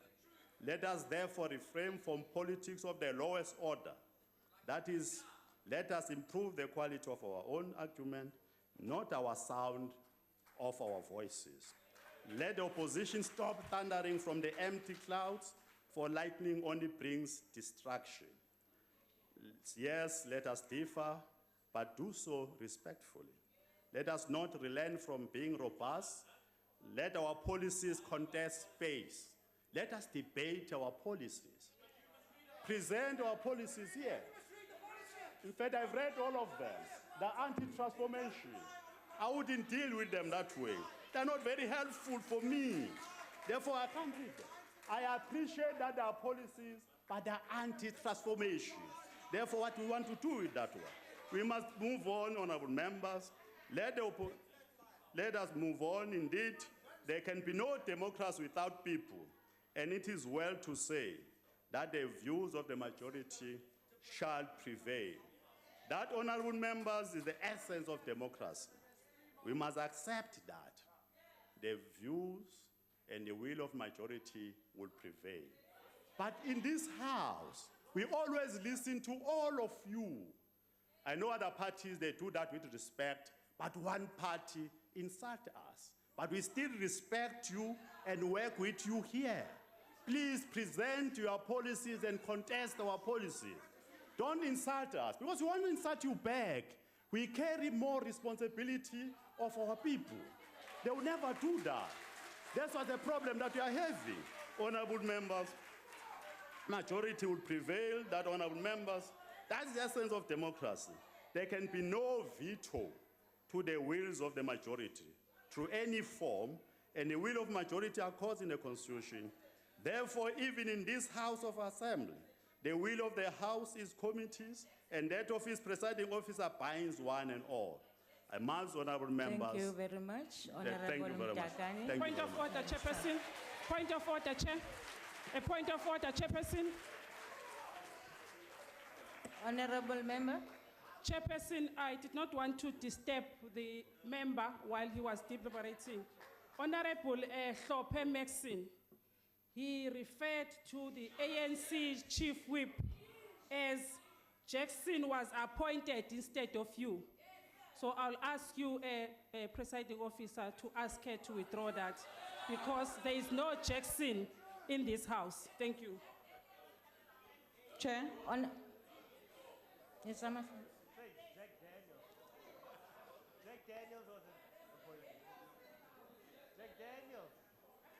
Chair. Jack.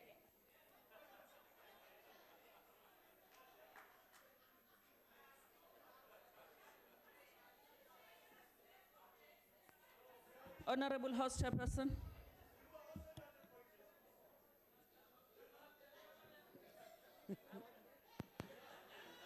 Honorable House Chairperson. Can I take Honorable Hlophe first? Okay. Yes, Chair. You stood up, so I'm honoring you are standing up now. Oh, I was waiting for your ruling. Oh, standing, okay. Thank you very much.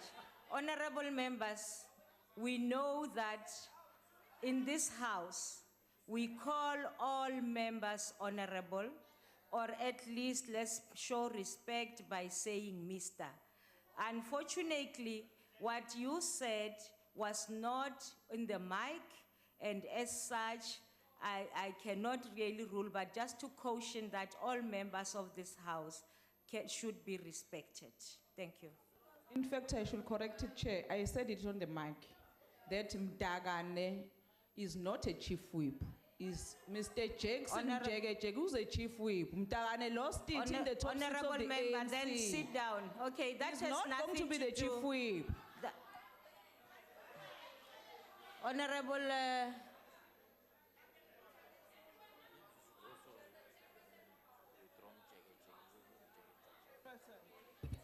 Honorable Deputy Chief Whip, I will come, or are you giving us? Okay, thank you, Honorable Pando.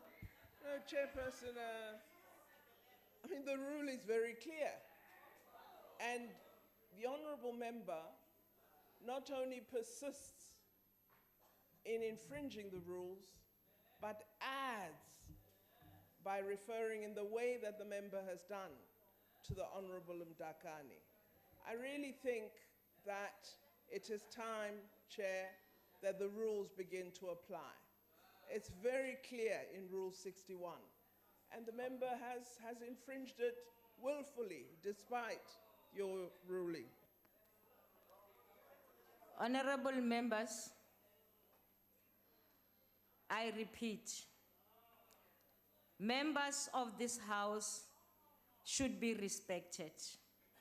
Honorable Hlophe, as you were explaining yourself, you referred to the Honorable Chief Whip as Mjeke. I've never heard of any of that name. And we have got a rule that talks about names. Would you please withdraw that? I withdraw, Chair. Thank you very much. Umpigwa Jackson Mtem. Umpigwa elinye igama lakhe. Honorable or Mr.? Mr. Honorable Mpigwa Jackson Mtem. Waphigwa. Honorable members. House Chairperson. Honorable members. Honorable Sope, I don't think Those we are are insults really in our language, upholding. Honorable I withdraw, Chair. Okay. But let me say this, honorable members.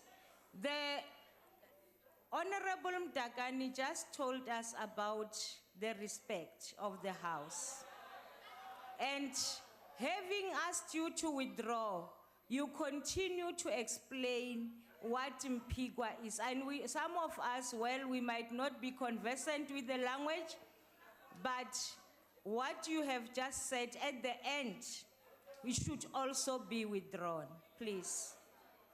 Chair, what must I withdraw? His name is Mpigwa. The explanation that you are giving. Okay, I is withdraw. insulting. But his name is Mpigwa, yeah. Thank you. You can check there.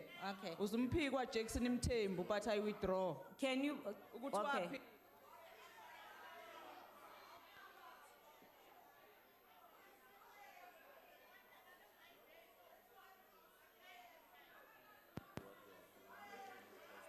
Honorable members. Sorry, Chair. I respected you. I withdraw. That Minister of Makip, he is telling me that ngisiwengu. Honorable member. Look at her. Honorable member. Honorable Ginger. He's pointing There's fingers no at me. What is Swengweng, Chair? Honorable Sope, please sit. Honorable members, I want to draw you to rule number 51, where the presiding officer is of the opinion that a member is deliberately contravening a provision of these rules, or that a member is in contempt of disregarding the authority of the chair, or that a member's conduct is grossly disorderly, he or she may order the member to withdraw immediately from the chamber. This is just a caution for all of us. Can we please minimize on the altercations across the desks? Because you make it difficult for the chair, because I can't hear what you are saying down there and I'm unable to rule. Please, from both houses. Point of order, Chairperson. Would like the member to withdraw Ginger name. There is no Ginger in this house. There is no Minister Ginger. There is no Ginger. The honorable. Thank you.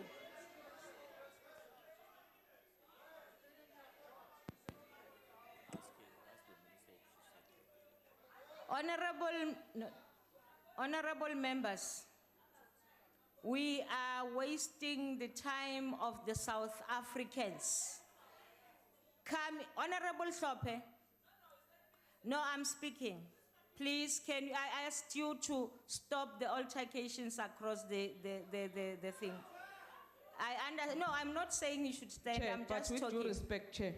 Can you protect me to the Minister Ujinja and Minister Susan Shabang? They are insulting me here at this side. That's what I'm trying to caution, honorable member. Honorable member, before you sit down, can you please just withdraw Ginger? Ginger told me on the plane that her name is Ginger. Honorable member, in the plane, yes, we are in the house. Oh, Minister Zul. Thank you very much. Honorable members, let us stop. Let us stop. Sorry, Slalo. What is that, Honorable Kaula? Ngiyabonga. Ay, ngithanda ukuthi uyahlonipha lapha. Ake sithi ke naye futhi ake xolise le gama leziwengu ngoba iwengu anazi nini ukuthi yini inhlamba la kaphethe zagila la kaphethe nduku akalwi namuntu la akaxolise leli gama leziwengu. Who said the word wengu, Honorable Kaula? Ilo minister wakho oneinwele ezibrown. Mam Kaula, that is just derogatory. Oh, so aye ngiyaxolisa ke Minister ulindiwe Zulu. Can you withdraw the description you Hayi made? ngiyaxolisa ngishilo. Thank you very much. Yeah. Honorable Minister Zulu, there is a word that Honorable Kaula says you mentioned. I can't even repeat it. Did you say that? Yes, I did, and I withdraw it. Thank you. We now continue. We have been informed that there are learners in this house. And we want these learners to go out of this parliament having learned something, not the insults and the altercations. Honorable Singh, take the debate forward. At last, Chairperson. Honorable Chairperson, let me firstly respond to what the Honorable Speaker said with regard to the Women's Multi-Party Caucus. And you said we need to get more active in that regard. I want to say also we don't have a youth structure. And this is something that we need to look at so that our young people can have a forum when they can talk about youth issues. Honorable Chairperson, this fifth Parliament has seen itself sorely tested in all areas. We have seen disruptions in this House like never before. We have had our parliamentary gates stormed by angry students. We have had the business of Parliament stopped due to prolonged strike action by parliamentary staff. We have seen members being violently ejected from this very chamber. Stun grenades have been used. Public order policing have been called into the precinct, and the presence of the now infamous white shirts is now a permanent fixture. Every other sitting, Honorable Chairperson, there is a threat of court action, even today. Honorable Chair, I'm sorry to disturb the member. In the chamber, it's very cold and it's unbearable. Is it possible that we can... Honorable technicians, please assist us. Thank you. Continue, Honorable Member. Thank you, Chairperson. I hope I get some cold time or injury time for that. Almost every other sitting, there is a threat of court action involving Parliament, and in some cases, Parliament has found itself to be acting in contravention of the laws of the country, and I think the Honourable Speaker referred to this earlier on. Honourable Speaker, we did have a very successful meeting earlier on, about 5 or 6 weeks ago, where we called leaders of parties to unpack the outcome of the Concord judgment. I think we need to follow that up urgently and soon. Honourable Chairperson, this once very honourable House has seen itself shaken to its very foundations. It seems as if anarchy-based new order is fast approaching and quite simply has the honourable institution on the ropes. Every day we see Parliament being quoted, and we all hear this as a circus, a laughing stock, as being better to watch than daytime TV. Drastic measures have to be taken, Honourable Chairperson and Speaker, if we are to arrest this decline. And we have to do this collectively. In short, we all need to get our act together, and that's an appeal that we as an IFP are making from this podium. Common decency and respect for one another are becoming relics of the past. Honourable Speaker, another issue that has been brought to our attention is the ongoing labour strike. We've been given to understand that the matters have not as yet been resolved. There are members who have not received bonuses. There are members who have received bonuses less than they should have got. We understand negotiations on the way. What we hear from some of the staff may not be true. But in this regard, Honourable Speaker, we really require you to give leadership in this matter here, and we have to resolve the issue between the employer and the employee so this Parliament can function properly. There have also been recent reports, Honourable Chairperson, Honourable Speaker, of trips taken by the Secretary of Parliament and his management, and it was reported that they did not get permission from the Honourable Speaker. Now, we need the Honourable Speaker to clarify this, because in my mind, it is only the Honourable Speaker that can grant this permission, because she is the political head of this institution. I just want to touch in the remaining few seconds few issues that my members have raised. Library services such as interlibrary Sabinet loans, subscriptions to online newspapers, and in fact many subscription services I understand have not been paid. Equipment used by housekeeping in some areas of Parliament is falling apart. My office advises that the last time curtains in our offices were professionally cleaned was in 2004, 10 years ago, 12 years ago. Simple things like we never had a fire drill, Bells don't work in Mark's building. Intercoms don't work. Bathrooms are in a state of disrepair. Air conditioners are substandard. Internet is painfully slow. No Wi-Fi access in many parts of the precinct. I think these are issues that my honourable members of the IFP would like to see attended to, and I think other members as well. Honourable Speaker, your leadership is needed now more than ever before. We support vote 2 Parliament. Thank you. Thank you very much. Honorable Kubisa, Rakela Pambili, nenkulumo pikiswa. Sicela ukubonga sihlalo namalungu ahloniphekile lendlu. Parliament is a cornerstone of our democracy, an institution vested with the hopes, aspirations, trust of our people. The purpose of the vote today is to provide the support services required by Parliament to fulfill its constitutional functions, to assist political parties represented in Parliament to secure administrative support and service constituencies, and to provide members of Parliament with the necessary facilities. We need Parliament that engages its employees on time, enforces fair and collective bargaining, and responds on time. An amount of 2 billion has been allocated to Parliament to fulfill its mandate, and on this occasion of debating vote 2, it is incumbent on us to reflect on the functions and mandate of Parliament, and in particular, the role of Parliament in exercising oversight over the executive as provided in section 42, subsection 20, and 55, subsection 2 of our Constitution. The debate also affords us the opportunity to reflect on whether we have done our work accordingly, and whether the executive has given us the opportunity to do our oversight function. Sadly, at times, the executive has given us much cause for concern in its response to our oversight function. At times, we are bombarded with answers which are superficial and lacking in depth, and the NFP finds this to be unbecoming. Our government departments all have highly qualified senior employees who could do far better in offering both oral and written answers of high quality. Yet, at the same time, we need to pause and ponder our own behavior and conduct. We need to ask ourselves to what extent we, as honorable members, have compromised the dignity and the decorum in this august house. How often have we not shamed Parliament through petty questions, frivolous point of order, through unnecessary heckling and interjections?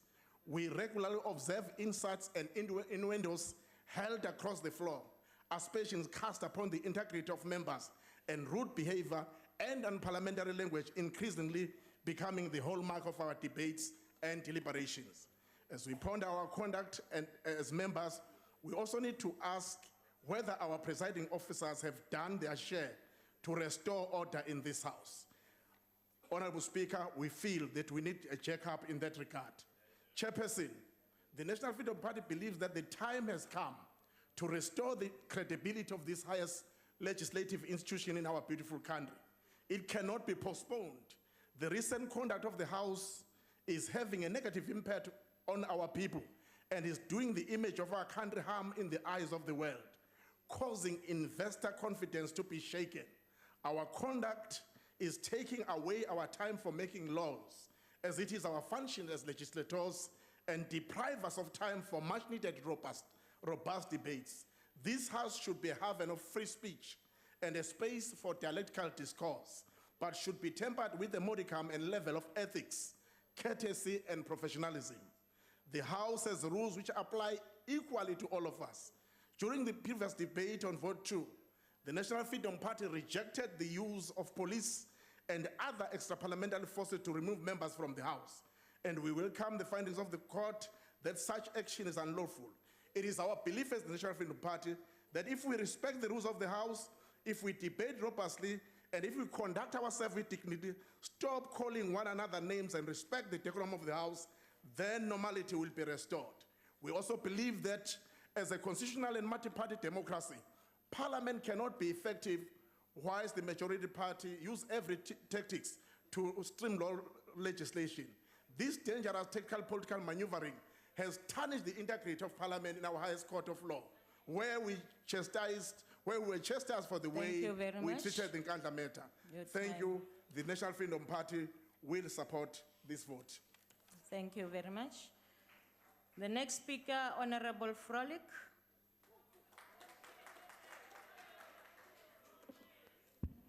Honorable Speaker. On a point of order, Speaker. What's your point of order, Honorable Dlamini? To Honorable Floric, I still need my apology. He removed me. Honorable Illegal, member, no. please sit down. This is No, not the can you- time can you for that. apologize? This is not the time for that, please. Continue, Honorable Frolic. No, thank you, Chairperson. Honorable Speaker, members of the executive, honorable members, ladies and gentlemen.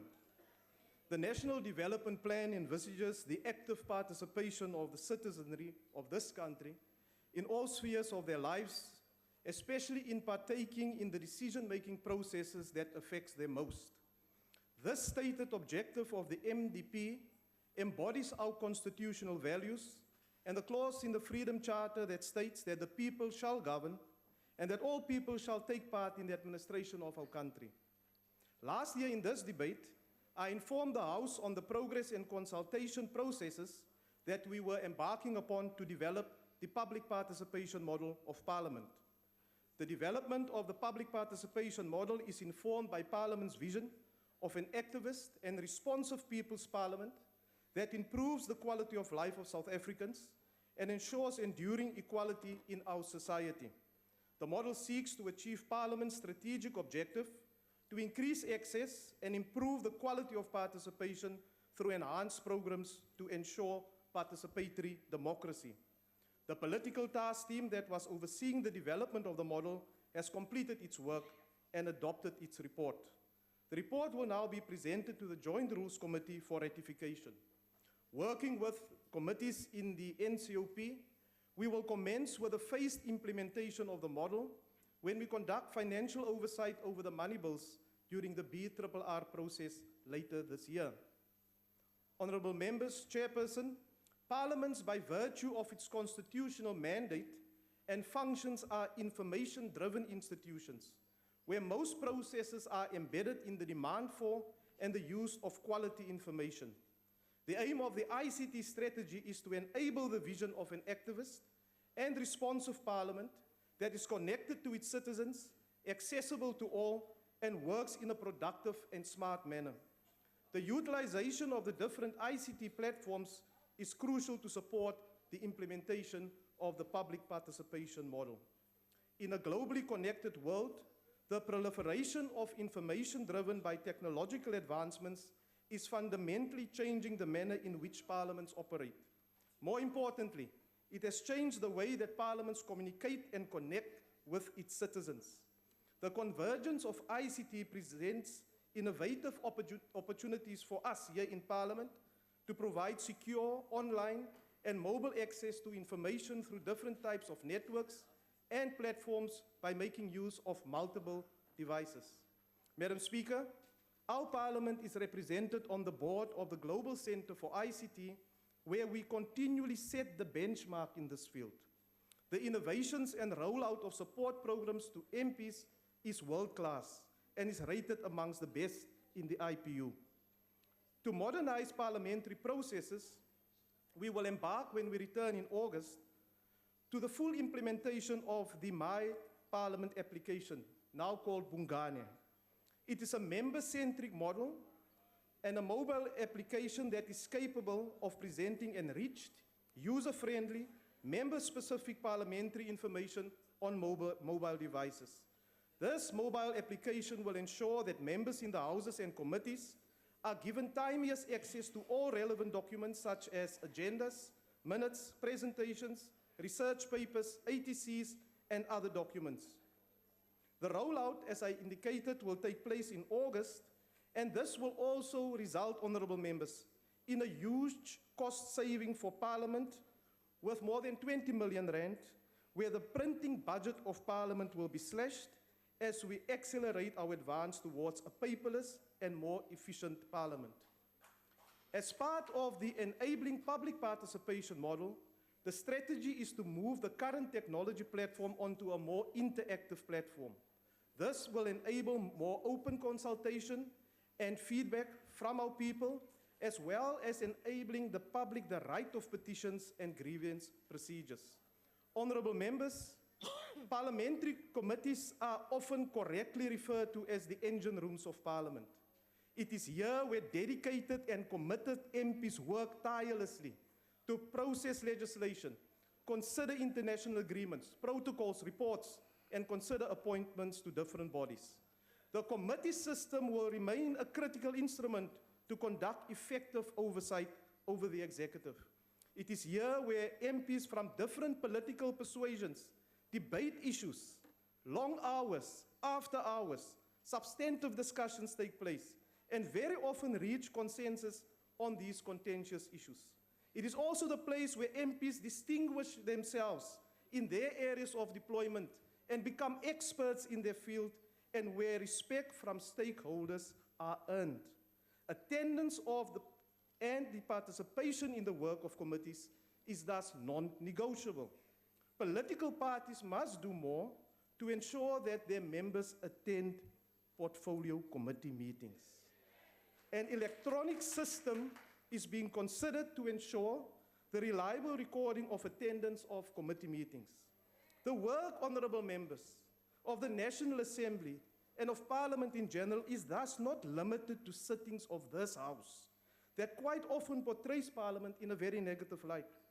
The number of views and mentions on social media and replays on TV and other platforms on what transpired during sittings is not and cannot be used as a barometer of whether we are living up to the commitments of our people.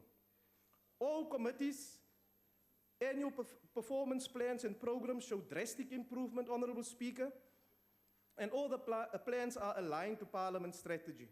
It is our intention to further improve the quality by improving coordination with the Executive to ensure that all oversight-related reports are submitted in time and with content that is relevant and important for oversight. Focus of oversight in committees continues to hone in on the implementation of the objectives of the National Development Plan by the Executive. Committees have a specific responsibility to ensure that the relevant departments have mainstreamed the NDP, SDGs, and our country commitments contained in the outcomes of the Climate Change Conference in Paris, COP21. Working with the House Chairperson for International Relations, we will later this year initiate a series of engagements on these crucial matters. This will involve the relevant committees, members of the Executive, academics, and civil society. Honourable members, under trying economic times, we are pleased that the allocation to committees of Parliament has not been drastically reduced. This, however, remains insufficient to accommodate all the committee business that may be required by our chairpersons. We have also implemented the efficiency measures, as I announced last year, in the areas of catering, advertisement, flights, and also ground transport during committee visits. We intend to continue implementing efficiency measures to ensure that the allocated resources are utilized effectively. We guarantee members and committees that the efficiency measures will not impact on oversight and the quality of support to committee work. Honourable members, the cooperation between the two houses are bearing fruit and is assisting in reducing duplication and costs. In the committee section, we are, however, still confronted with constraints, insufficient time for committee meetings, long hours of travel to and from the parliamentary villages, shortage of committee rooms with the associated high cost for hiring venues outside of Parliament, and then system breakdowns and inadequate infrastructure in some of the committee venues. The discussion, thus, Honourable Speaker, that you referred to, that must deal with the future location of Parliament needs to take place as soon as possible. Honourable Speaker, since its inception 3 years ago, the Parliamentary Budget Office has grown from strength to strength. The PBO provides outstanding support to the Finance and Appropriation Committees and other committees where required. Under the excellent leadership of the Executive Director, Professor Jayed, the PBO of this Parliament has established itself as the leading institution of this nature among world parliaments. The board of the PBO is in the process of considering an exchange program for members and staff with the German Bundestag to share experiences and best practice. We believe this will further strengthen financial oversight over money bills. In conclusion, Honorable Chairperson and members, I wish to extend a word of gratitude to all the chief whips of parties that we work with, my fellow presiding officers, parliamentary staff, and the staff in my office. I'd also like to express, Honorable Speaker, my gratitude to you for the continuous support and astute leadership. You know, Speaker, the Honorable Freni Janwala was the first speaker, and you were the deputy speaker from 1999. You took over the reins very capably in 2004 as speaker and continued until 2008, followed then by the Honorable Max Sisulu, the former speaker. We are thus proud with the execution of your duties and the dignity and respect that you bring to this office. Thank you very much. Isikhulumi esilandelayo ngumhlonisha Kwankwa. Thank you very much, House Chair, honorable members. Mamu Speaker, kancede nilungisele into yabasebenzi torhwana. Mabangakhala isimbonono abantwana engathi abanamama bangawuyeki kule parliament. This budget vote occurs against the backdrop of the Constitutional Court judgment on Kandla, which confirmed our fears that the ideal of building a democratic parliament that is the voice of the people has been overtaken by the primacy of personal survival and the excesses of personal interest. This you did by protecting a man whose behavior is the very epitome of selfishness, brazen dishonesty, and greed. It should worry you, colleagues, that you did this with an absurd air of arrogance. This judgment also confirms that we have used this important pillar of our democracy to contrarian aims, to subvert checks and balances on executive power, which is a serious dereliction of duty. In the words of Adam Smith from his book, The Theory of Moral Sentiments, our actions in this parliament have turned it into a place where the people see, and I quote, the people see the vices and the follies of the powerful much less despised than the poverty and the weakness of the poor and innocent, end quote. Amid this dispiriting situation, working together, we can find a way to get past these challenges and make Parliament work again. With all hands on deck, we can build a Parliament that is based on the promotion of values of human dignity, equality, non-racialism, non-sexism, and the supremacy of the Constitution. To achieve this, we have to try to remove the causes of mistrust and enmity between us. We also have to do away with the foolish political gallantry that erodes the credibility, the dignity, and the decorum of the House. Failure to do these things will cause our progeny to look at us with a profound sense of disappointment when they inherit this institution in future. Colleagues, if we call ourselves Democrats, we must behave like Democrats both in word and deed. We cannot be constitutionalists, for instance, when we win constitutional court cases, and immediately turn into recalcitrant crybabies when we lose impeachment attempts in this House on the basis of the very same Constitution. We may not like the outcome of the impeachment debate, but it too was an outcome of a democratic process which we must respect. So whether we like it or not, whether we choose to recognize him or not, President Zuma is still the President of South Africa on the basis of the very same Constitution. We therefore cannot call him Mr. or whatever else we want to call him because it constitutes the degeneration of Parliament. Let me also hasten to add that it was extremely duplicitous of us to legitimize President Zuma on Wednesday last week by participating in the debate when some of us wanted airtime, only to canvass each other to delegitimize him on Thursday when there was no opportunity for airtime. It is either we recognize him or we don't recognize him. It can't be both. As a reminder of the important work that lies before us, I wish to quote Adam Smith again when he says, and I quote, "When the happiness or the misery of others depends in any respect upon our conduct, we dare not, as self-love might suggest to us, prefer the interest of one to that of many." I thank you very much. Thank you. We now invite Honorable Gina to take the debate forward.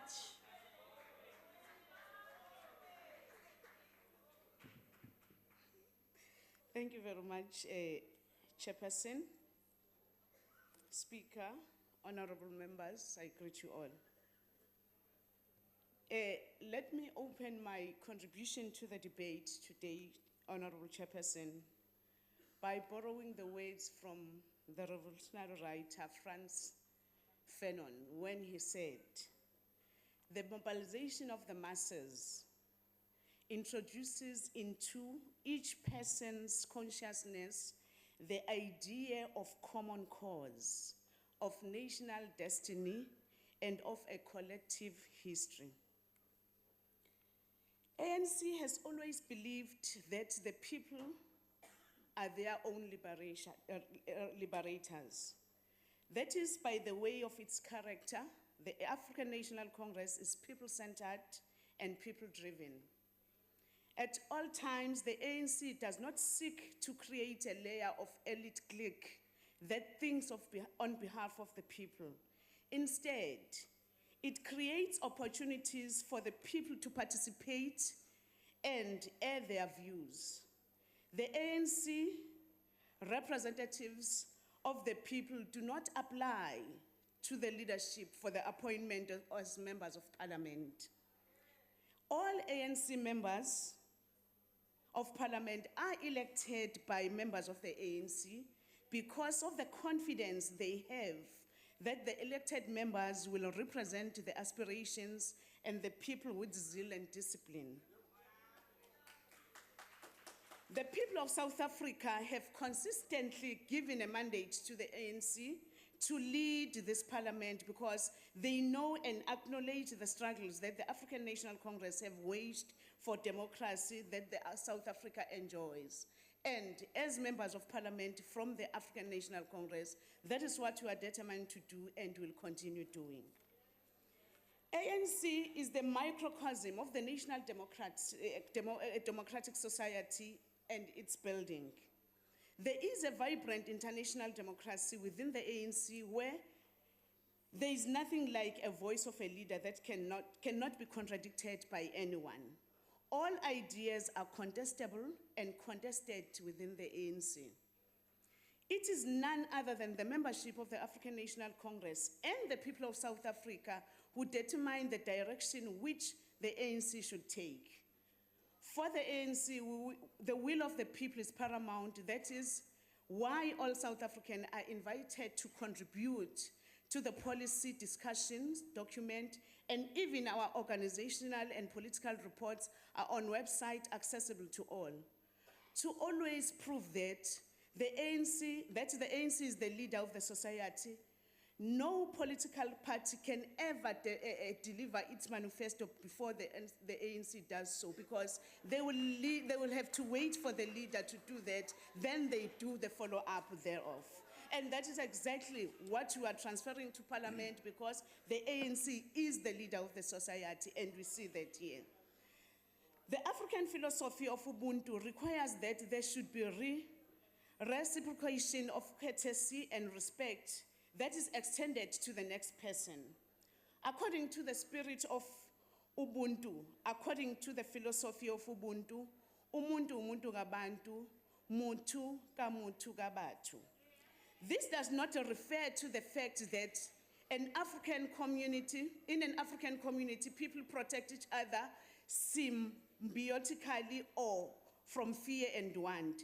The essence of Ubuntu is that human dignity is enhanced when fellow human beings do not demonize each other, when they do not violate each other's dignity, or in other words, human dignity is enhanced by a reciprocal observation of values, ethics, and norms. It is sometimes a disgrace what we witness in this house, where some honorable members do not behave in an honorable manner. And that reminds me of the words by Mao Zedong. I quote, "A revolution is not a dinner party or writing an essay or painting a picture or doing embroidery." Okubuhlungu-ke sihlalo kwalomhlangano ukuthi kulendlu ilobo esihlale sikubuka lokhu Mao Zedong akushoyo, where sibona abantu abaningi becabanga ukuthi mhlambe ukuba kulendlu ukuzodweba nje izithombe ngembala eminingi babona ukuthi kuzoba kuhle besukuma bememeza benza izinto eingafanele, but sikhongolose sithi yiloko esithi abantu abasikhethelanga ukuthi sizokwenza leyo nto, kodwa esingaqinisekisa abantu baseMzantsi Afrika sithi Siyazi ukuthi abantu bayabona, siyazi ukuthi abantu bayakwazi ukuhlukanisa phakathi kwento enhle nembi, and yiloko esikubona kwenzeka njalo ukuthi la ukhula kufanele lisiphulwe lusuke khona, sizokubona abantu bakithi bekwenza lokho ukuze iParliament yabo iqhubeke ikwazi ukumela imfuno nezikhalo zabo. The members of the National Assembly are elected to represent the people and to ensure government by the people under the Constitution. It is the view of the ANC that Parliament represents what is said in the Freedom Charter that the people shall govern. Therefore, we have a clear constitutional mandate that makes it a point that the people of South Africa govern their country.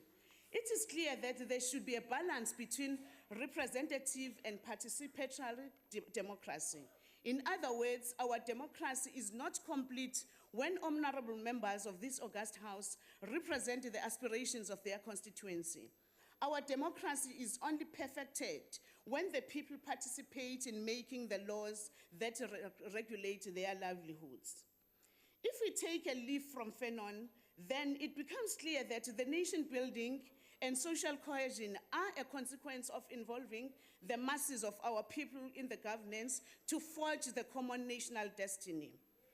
Therefore, facilitating meaningful public involvement is not an activity, but it is a mission of us all as members of the National Assembly. It is a necessary element in building the capable democratic state on our way to the national democratic society. The people are their own liberators, and involving themselves when binding decisions that will have an altering effect on their lives are taken reinforces their human dignity. It is a good story to tell that this Parliament continues to do that. People continue to show confidence in this Parliament.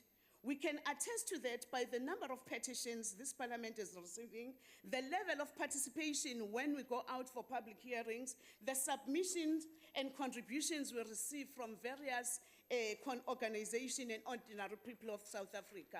Indeed, we represent the interest of the people as this Parliament.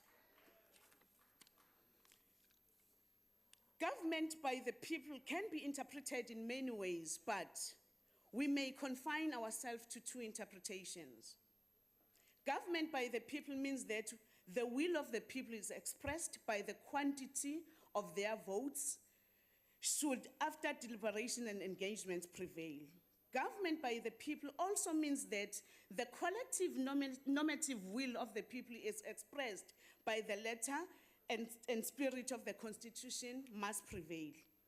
It is the duty of the National Assembly, then Chair, and its committees to involve the people in the processes aimed at taking the binding decision. We are obliged by Section 59 of our Constitution to make sure that people are consulted and their views are solicited in the broad manner. It is therefore not enough to engage NGOs and other civil society advocacy groups, which often focus on particular areas of interest. The National Assembly should make reasonable attempts to meet with the communities directly and to meet with the organs of people like school governing bodies, community policing forums, and others. And that is exactly what we are doing as people representing, as the representatives of the people in this Parliament. We should bear in mind that consulting our people is not just a positive democratic activity, but it is in fact a militant anti-dictatorship activism. The ANC developed organs of people's power as levels of alternative people's governance as mechanism not only undermining apartheid dictatorship, but to also empower the people and liberate them. Chairperson, direct consultation of our people flows from Ubuntu values and reinforces not only our collective humanity, but also our individual human dignity. Apartheid was declared a crime against humanity, not only because of its overt physical brutality, but mainly because of its representation of the will of the majority and the Africans of the majority and the Africans, more especially women bearing the harshest blunt of triple oppressions. That is why we are proud as members of this Parliament to say This is the parliament that we are talking about, where a number of laws that aimed at freeing the women from all these oppressions in the country have been passed. And we are also committed to continue doing that, to make sure that all the people of South Africa enjoy the life, the freedom that they fought for. When we fail to consult our people directly regarding decisions that are bound to alter their lives, either physically or normatively, we open up old wounds. In fact, we awaken the worst in our people as we dehumanize them and treat them as perpetrators, minor as apartheid did, to a point of referring them to people working for others as boys and girls.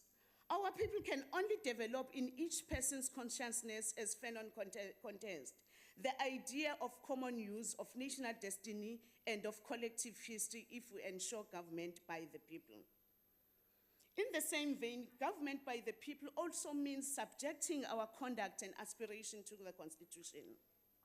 We need to educate our people that when they are consulted and provided space to air their views, it does not follow that their views will necessarily carry the day.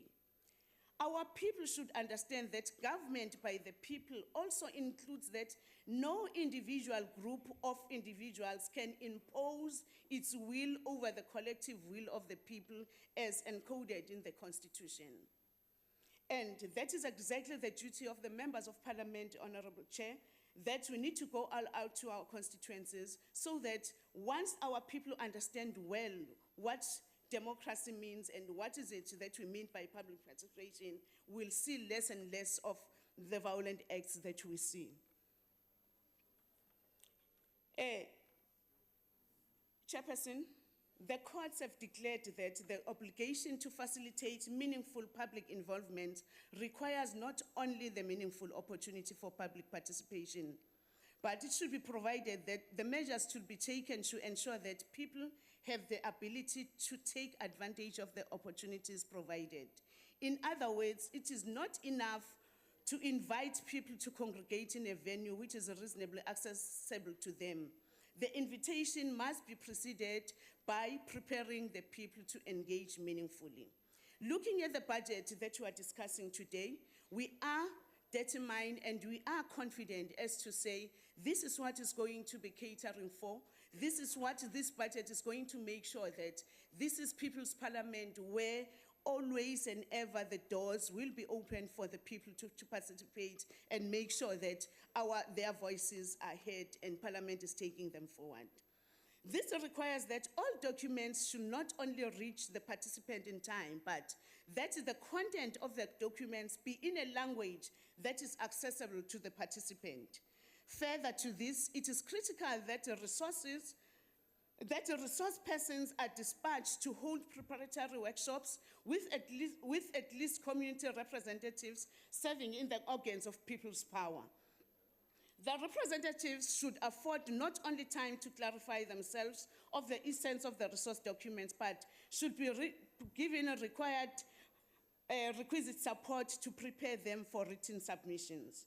Government by the people cannot be delinked from facilitation of the meaningful participation. Chairperson, at all times we should make clear the distinction between matters that are in the public interest and those that are interesting to the public. Let me repeat that. It is important to make a distinction between matters that are in the public interest and those that are interesting in the public. As we call for snap surveys here in Parliament, we should do so not driven by the sensationalism of issues that are trending on social media. We should call for debate on issues that are having a bearing on the improvement of the lives of our people. Sihlalo sekuyinto ejwayelekile ukuthi kulendlu kulesishayamthetho sibone njalo kuba nama debates ama-snap debates ahlale elethwa ubone ukuthi inhloso yawo ayikho nakancane ekutheni ithuthukisa kanjani impilo zomphakathi, ithuthukisa kanjani impilo yabantu ezweni eSouth Africa, kodwa ubone ukuthi ezinye zezihloko ezilethwa la kulesi shayamthetho ukuze kukwazi ukuthi kugcwaliseke lezi zinto ezitholakala kuma social media noma kujatshuliswe iqeqebana elithile labantu esiphila nabe South Africa. IParliament akulona-ke laloko sithi njengokhongolose siyafisa ukuthi lawo maqembu analo umkhuba engathi angawayeka sisebenzise le platform ngendlela ezothuthukisa impilo zabantu bethu siqhubekela phambili. It should be borne in mind that government by the people implies that aspiration of the disadvantaged majority should persuade the concerns and worries of the economically dominant minority. Therefore, unemployment, poverty, and inequality being a triple challenge that afflicts our people should dominate this discourse in this national parliament. This National Assembly is the tribune of our people. Yes, this is their hope for better life. The interest of the people must therefore be paramount in this august house. In all respect, Chairperson, again, we love to raise the fact that this parliament at all times, we must always make sure that we uphold the dignity of this parliament. Kuyathusake mhlali ngaphambili mphathishlalo ukuthi ngesinye isikhathi ukuyiphatha okungamulekile esikubona kwenzeka kulendlu yilana obuye uyibuze khona ukuthi sifuna ukuvumelana yini sifuna ukubuyela emuva yini la esithi asisaphili ezweni la umuntu wesifazane ebukelwa khona njengoba eminye yemithetho eshayiwe kulendlu la esike sibone khona amanye amaqembu amancanyana esinawo phakathi kwethu eke adelele ungaze uzibuza ukuthi ingoba mhlambe usomlomo wendlu kuyisifazane noma kodwa sithi iANC iyoqhubeka ikulwele lokho ukuthi bonke abantu baseMzansi Afrika bayalingana isifazane nesilisa sitreatwa ngendlela efanayo yiloko esokulwela and sithi labo abaqalayo ukwenza lokho into ingasoze iANC yavuma sivumele ukuthi iqhubeke. Let me be allowed, Chairperson, to quote from the wise words from our hero, Comrade Nelson Mandela. The words that he said when he addressed the joint sitting of Parliament that took place on the 10th of May 2004. It was a joint sitting commemorating 10 years of democracy in South Africa. He said, I quote, "Let us never be unmindful of a terrible past from which we come from, using that memory not as a means to keep us shackled to the past in a negative manner, but rather as a joyous reminder of how far we come and how much we have achieved. My wish is that South Africans never give up on the belief of goodness that they cherish, that faith in human beings as a cornerstone of our democracy." Close quote.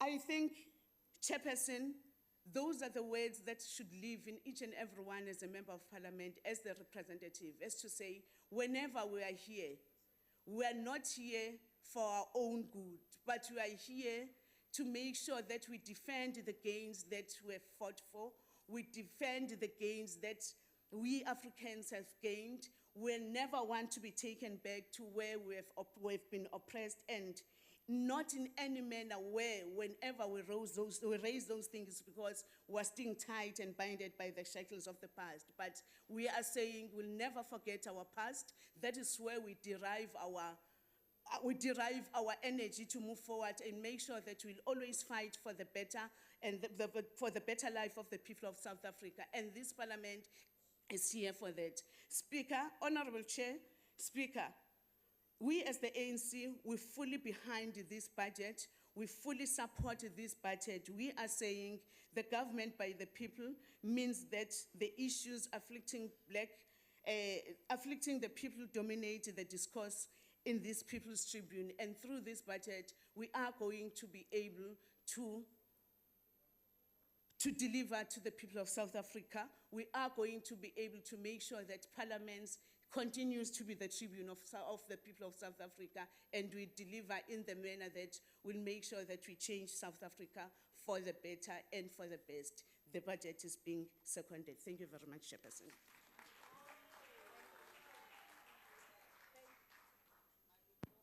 Thank you, honorable members. We shall now take a 10-minute comfort break. The bells will be rung 5 minutes before. Thank you.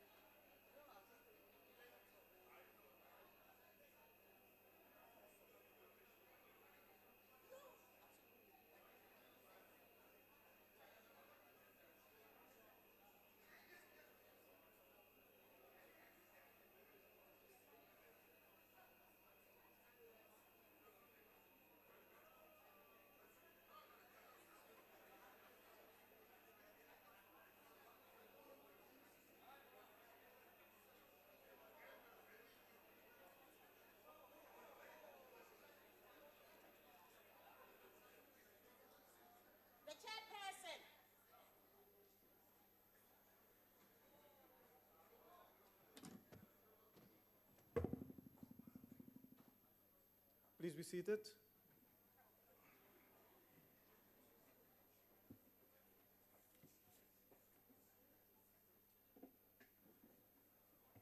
Honourable members, the next speaker is the Honourable the Deputy Speaker.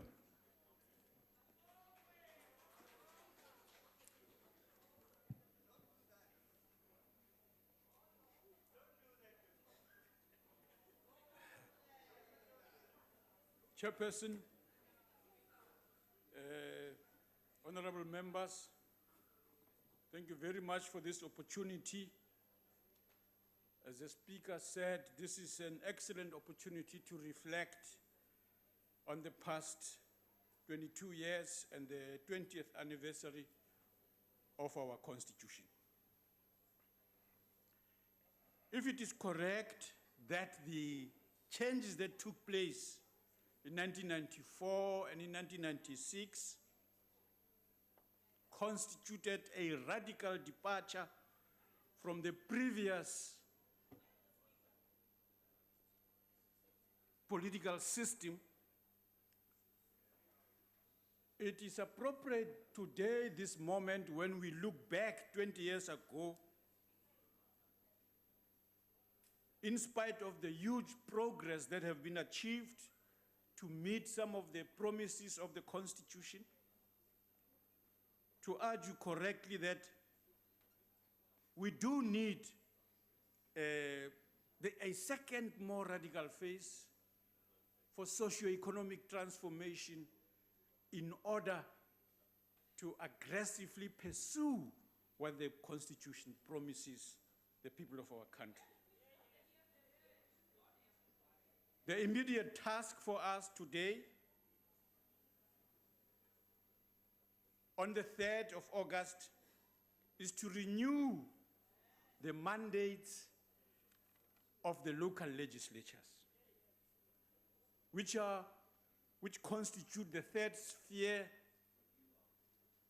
in the three-sphere interrelated, interdependent, yet distinct spheres of our system of governance. With proper support by provincial and national government, these localities will be much more effective in achieving more than they have to date. We in Parliament, learning from these lessons of reading the Constitution, talking about interdependence, interrelatedness, and yet being distinct, the emerging cooperation inside the Speakers Forum, both politically but also administratively, bodes well for cooperation which the Constitution argues that we need in order to achieve the objectives it contains. Without such collaboration, it will be absolutely difficult to do that. We cooperate to generate common ideas that are emerging around effective oversight, common ideas around effective accountability, common ideas around monitoring and evaluation. And what currently exists as an independent budget office and its support to committees to conduct robust oversight and holding the executive accountable is the necessity to share these insights across the legislative sector.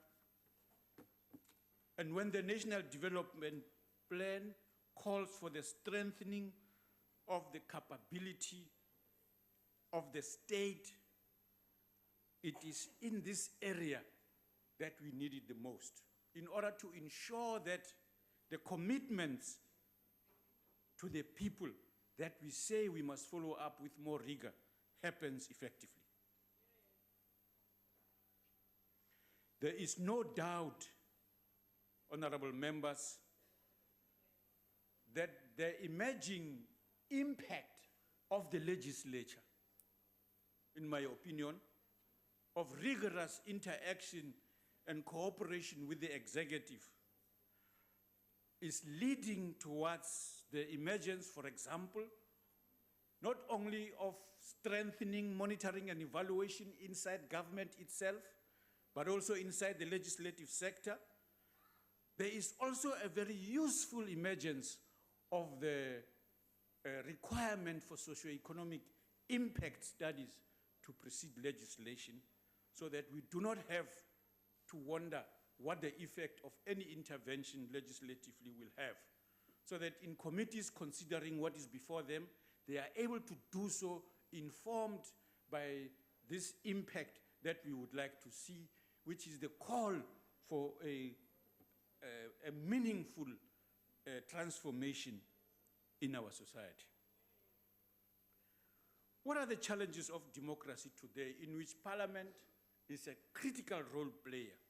In my view, it is for Parliament not only to continue to represent what we have done successfully to date, hold elections for this part of the governance system, but also for local government, as we are going to do in August, and that is worth celebrating, which is what the Constitution wanted us to do.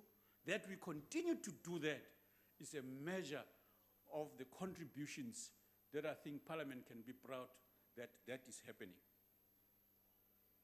The challenges include also the reality that many in our country remains not yet reached in order to lift them from the vagaries of poverty, inequality, and unemployment. It is when we reverse visibly the lived experiences of people in the farms, domestic workers, people in vulnerable industries, that we can talk about with even more proud that the impact which the Constitution had in mind is indeed taking place. Honorable members, we do not work in isolation from the rest of society.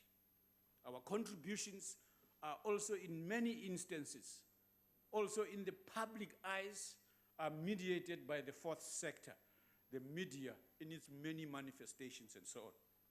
And so one of the critical things we must continue to do, just as Parliament must come under serious scrutiny, so must the judiciary, the executive, the media.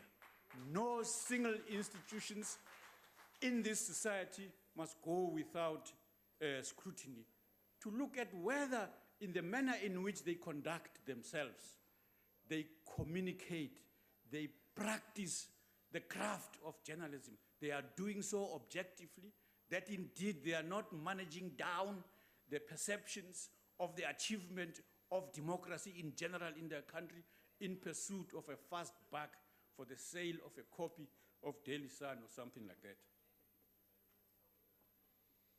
The fourth sector, it is crucial that we subject it to questions about its ability to respond to the challenges that we confront today as a democracy. We believe that the pursuit of freedom is also the pursuit of others to be informed objectively so that they can take meaningful decisions.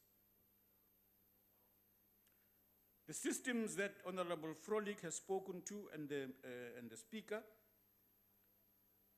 that indeed Parliament is at the center and therefore needs to communicate effectively and efficiently, is in fact the necessity for what is happening in society as a whole. Consideration of the use of technologies must be done in a manner that does not only place us at the center of what is happening in the most advanced levels of the globe, which we are by value of our scientific institutions and technological institutions doing pretty well there, but also we must equally vigorously lift up and do away with illiteracy, including technological illiteracy, including amongst ourselves members, so that we can take more advantage of what is available by way of technology. The manner in which changes are taking place in this arena threaten to increase the inequality that we agree across the board that it is unacceptable. We mustn't allow the technological divide to be reinforced by our negligence or paying insufficient attention to those areas that affect the poorest, those who are not literate, but also those who have not had the benefit of education, which is what we have called one of our key priorities. It is when Parliament is able to drive that agenda effectively that we must transform the institutions globally that manages this, so that we are also able as a country, and the sovereignty that we value so much is not harmed by our unequal relationship with these institutions that control things. We must respond in the first place to claims of some that perhaps the manner in which Parliament does its work is not focusing sufficiently on the needs of the people.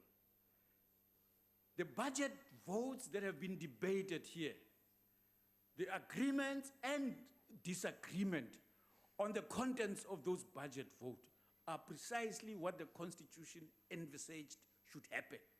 That none of those must be allocated without subjection to debate and scrutiny, so that the people's needs that are intended to be addressed by those budget votes are indeed addressed, and that on an ongoing basis we are able to assess the effectiveness of that, not only us as Parliament and our related institutions in the institutions that support democracy. The Speaker pointed out a process underway of dialogue and engagement with these institutions, and one of those institutions is the IEC, whose integrity must always be protected by all of us, because we would like them to conduct a free and fair elections as they have done in the past in the majority of the elections that we are required to have. And so it is this responsibility that as Parliament, in support of these Chapter 9 institutions, that we should not allow our exaggeration and in some instances problems, genuine problems, in such a manner that we undermine the legitimacy of an election management body. If we do that, we know this is part of a strategy of others who would like to undermine the democratic foundations of the society that we have, such as in our country, in pursuit of the short-sighted interest to influence illegitimately the processes in our countries. It is our responsibility to protect them, the integrity of that institution and all the others, so that the effectiveness has no question. Chairperson, in pointing out the challenges that we face, the running of Parliament as a premier institution in our country, the third arm of the states, the management of the political relationship in Parliament is a critical one, which we must do at all times effectively, but so is the management of the staff and the management, so that the support we get is a first-class support that we get. In order to do that, the engagement of the political leadership, the executive, of the Speaker and Chairperson, including the Secretary, with the leadership of the trade union movement, is intended to achieve that objective. That the capacity building that we are doing for members, and we are very proud about those of you members who have graduated systematically over programs we are running with many universities in our country. The same approach to capacity building for staff is a necessary one to increase this, including general issues that are under discussion with workers and staff and management in this institution. We have confidence in our ability collectively to address those problems.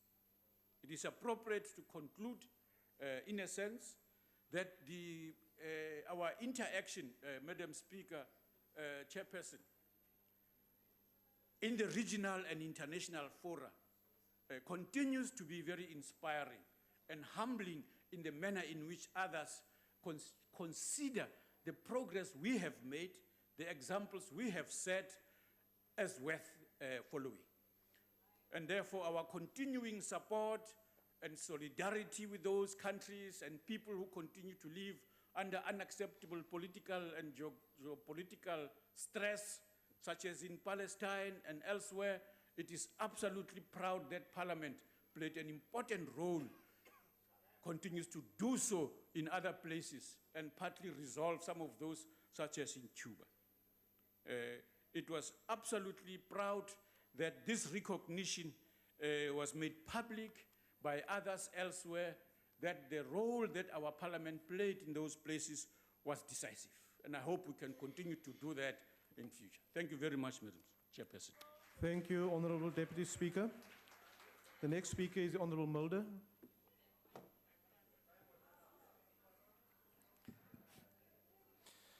Honourable Chairperson, today we are debating the budget of Parliament, the highest legislative authority in the Republic.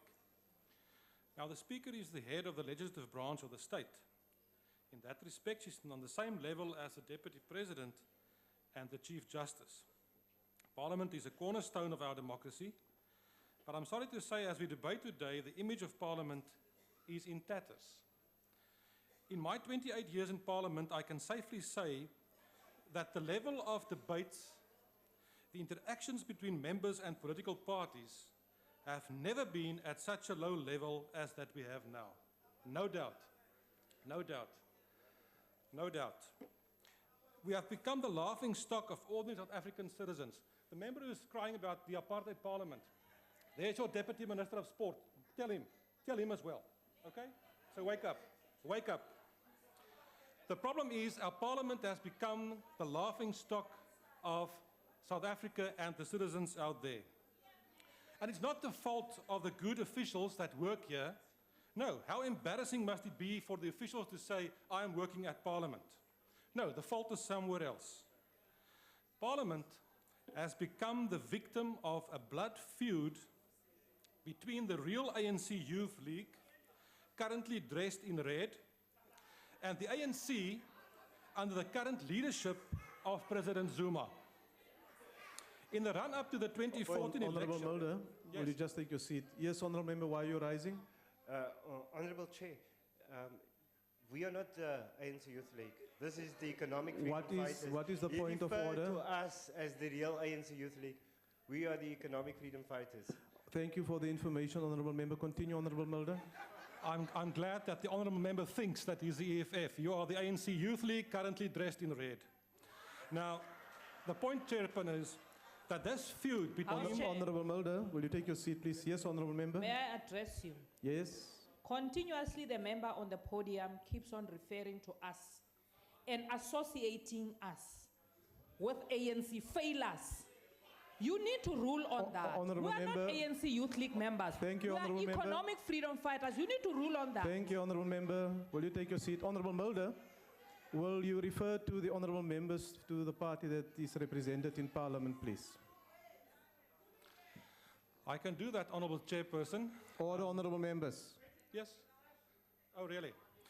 Now, the problem, Chairperson, is that in this feud between the EFF and the ANC, and we must also be quite clear that the EFF quite clearly stated their objective when they came to Parliament before 2014. They clearly said, we intend to bring the revolution to Parliament. That was on record, and we all know that, and the member agrees with that. And in that process, to do that, they need to get rid of President Zuma, and they want to defeat the ANC. Now, in reaction to that, the ANC decided, obviously, to do everything in their power to protect the Honourable President and to protect the ANC. But the problem is this. This is done regardless of the truth, regardless of the law, regardless of the Constitution, regardless of Parliament, regardless of the solemn oath each and every one of them swore, regardless of South Africa. Why? Because the ANC is everything. And because of this feud, Parliament has become in disrepute in terms of public perceptions. This non-august chamber that voted not once but twice to exonerate President Zuma, that twice said that it was okay for him to ignore the public protector, that ignored the law and the Constitution in doing so. The National Assembly was duty-bound to hold the President and Executive accountable by facilitating and ensuring compliance with the decisions of the public protector. But the ANC majority in this House deliberately decided not to do so. And then they have the audacity afterwards to come and say, we in Parliament failed. No, we in Parliament did not fail. The ANC majority in Parliament failed. The Honourable Gina earlier this afternoon referred and said there's no view of an ANC leader that cannot be challenged.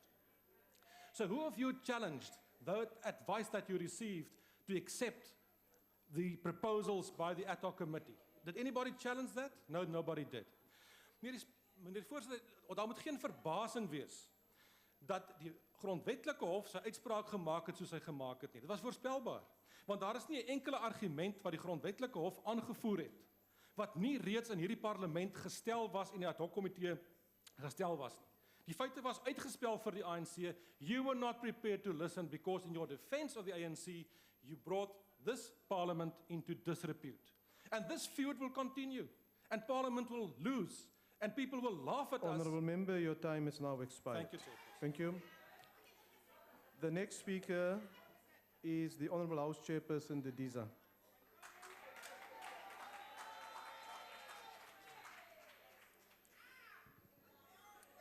Honourable House Chairperson Frolick, Madam Speaker, members of the executive present, honourable members.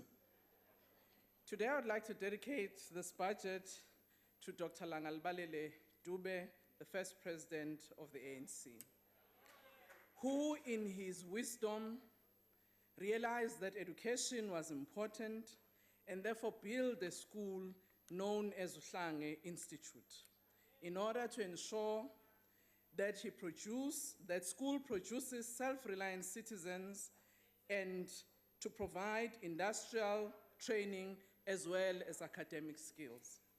I stand here today as one of those learners who went through that school. Together with many zebras, we have decided to contribute towards the rebuilding of that school.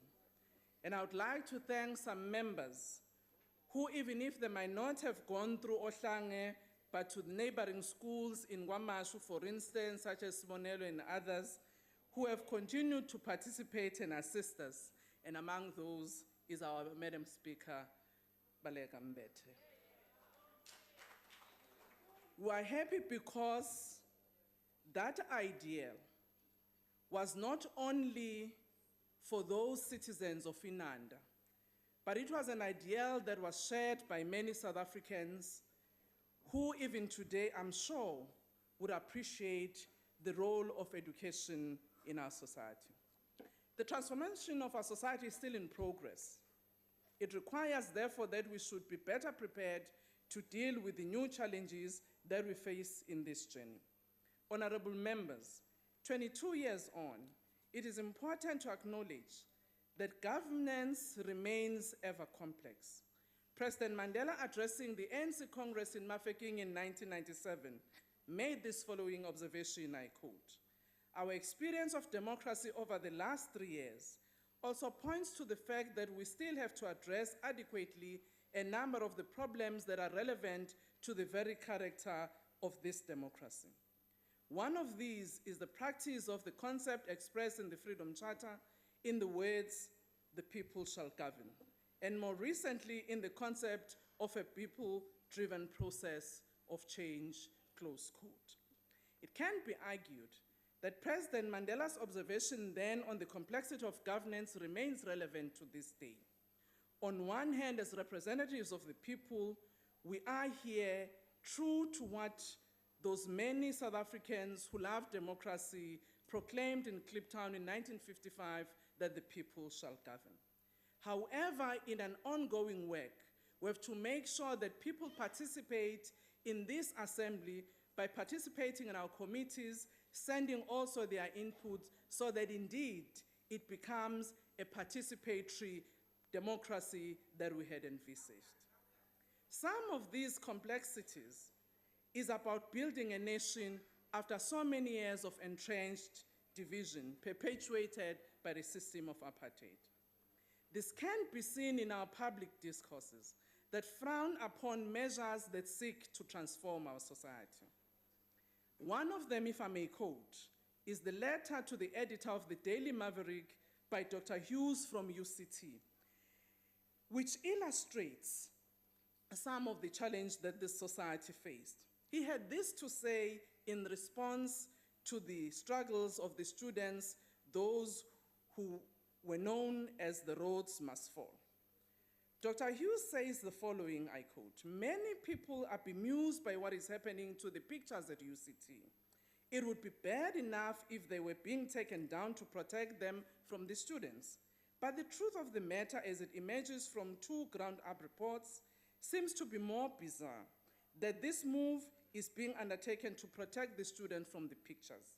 He goes further to say in the article, "If we adopt the offensive principle, turning higher education into lower education is a really bad idea."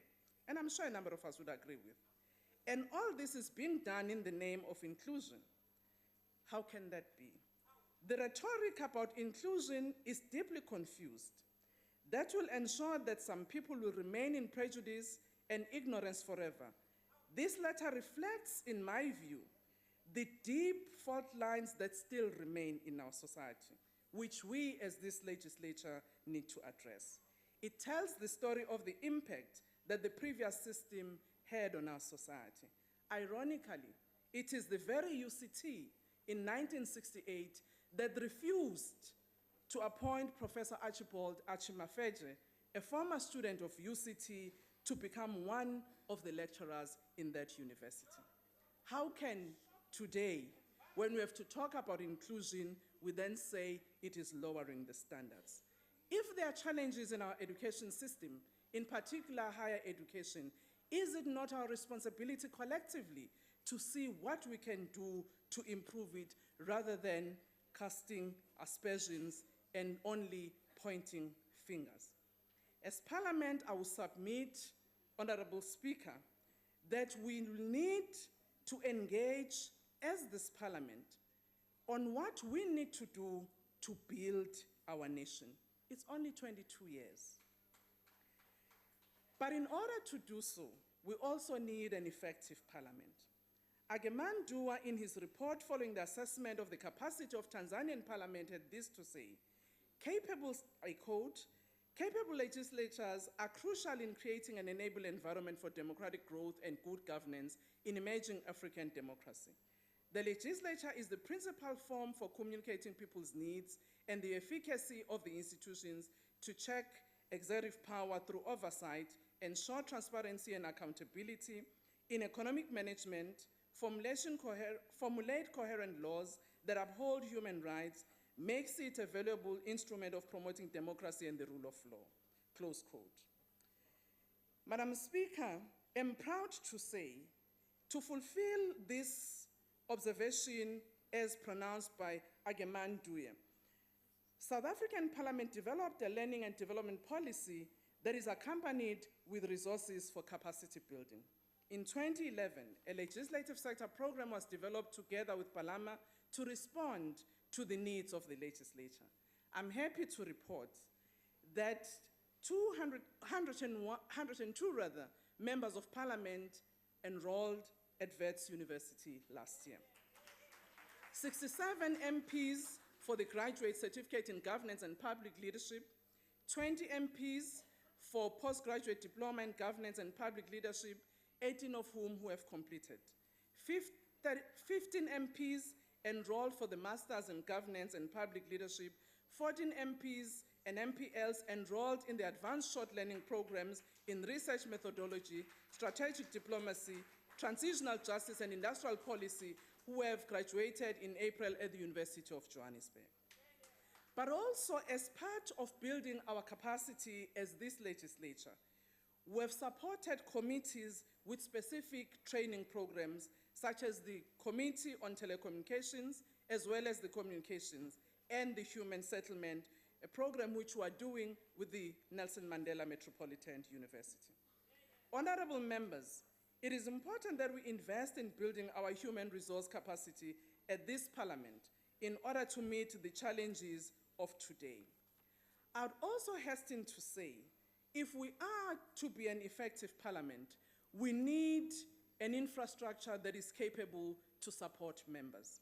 As House Chairperson responsible for members' interest, we have done what is possible within the quarterly consultative forum, albeit some challenges that remain. I support you, Madam Speaker, that we need to operationalize the Financial Management Act that was adopted in this parliament and amended in 2014. This will ensure that Parliament becomes responsible for its resources, also its assets and property. How can it be that just 30 minutes before we come to this house today, the lifts are not working? And we must ask somebody who will ask somebody to make sure that the lifts work. We can't hold the Speaker responsible because he doesn't hold that responsibility as we speak. I'm sure all of us will agree that even if we don't do everything possible now, we must gradually take some of the functions from the Department of Public Works. But I also want to say, an effective parliament requires healthy parliamentarians. Honorable Speaker, I would want to propose to the whippery that we need to consider to actually finalize our wellness program, but also to ensure that in between the sessions of this parliament, we can have a proper leave. Madam Speaker, as Parliament, no matter which side of the House we may be sitting, we can agree that despite the progress we have made as a nation, we are still faced with the challenges of inequality, underdevelopment, and poverty. We have within ourselves to make it work. We have a history that has shown that if collectively we work together, we can make a difference. And I'm sure, as I conclude, you will all agree with me that difficult as it may be, we have had a robust House with some little challenges which we need to sort out. And listening to the debates today, it seems we're all committed to find a lasting solution that will make this House effective. In conclusion, I would like to thank Madam Speaker for your leadership, guidance, and support, the Deputy Speaker and fellow House Chairperson, and the entire staff of the Speaker's office. I would like to thank the Secretary and his staff who has been able to work with me in the Office of the Member's Interest to make sure that even when members don't have tickets to fly, we can find some mechanisms for them to do so. Ngibonge ke sihlalo, nginibonge nani noma nihlupha nje kancane kodwa hayi bandla siyasebenzisana. Thank you, Honourable Member. The next speaker is the Honourable Swart. Thank you, Chairperson. Madam Speaker, Chairperson, as we consider this debate, one of the themes that has gone throughout the debate has been the lack of decorum and the disruptions that have been taking place. And Chairperson, we in the ACDP are in agreement with other speakers that we are running the risk of losing legitimacy in the eyes of the public. Is it too difficult to follow the injunction in 1 Peter 2 verse 17 that says, honor everyone, show respect to everyone, fear God, love one another, and honor the king, the emperor? This surely gives us some food to thought as we consider the disruptions that are taking place. And besides the disruptions in the plenaries, we've seen protesting students breaking through the parliamentary gates last year, rightly or wrongly, Fees Must Fall campaign. We saw Nahawa workers again demonstrating on the parliamentary precinct, rightly or wrongly, and we had more disruptions in the House. The shaking continues. The shaking continues. These have clearly damaged the reputation of Parliament, and in my 17 years, it has been very difficult. But surely we can reach across party lines and find a way to deal with these issues in an amicable manner by honoring, respecting, and showing dignity for one another.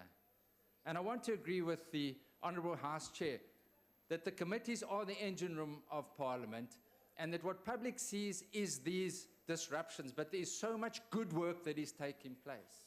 There's so much good camaraderie in the committees. And surely the public should see more of that as well, and not only the scandalous events here in Parliament. Now, regrettably, one of the lowest points of Parliament, as we all know, was the Constitutional Court's recent judgment, where Chief Justice Mogoeng found, to quote, that the National Assembly acted unlawfully and inconsistent with the Constitution. Now, whilst we've had legislation struck down before for being unconstitutional, never before has the Constitutional Court found that Parliament has acted unlawfully in breach of its constitutional duties of oversight. And this, of course, follows the Nkandla issues, which we are very aware of. Now, we in the ACDP pleaded with Parliament not to accept the Police Minister's report.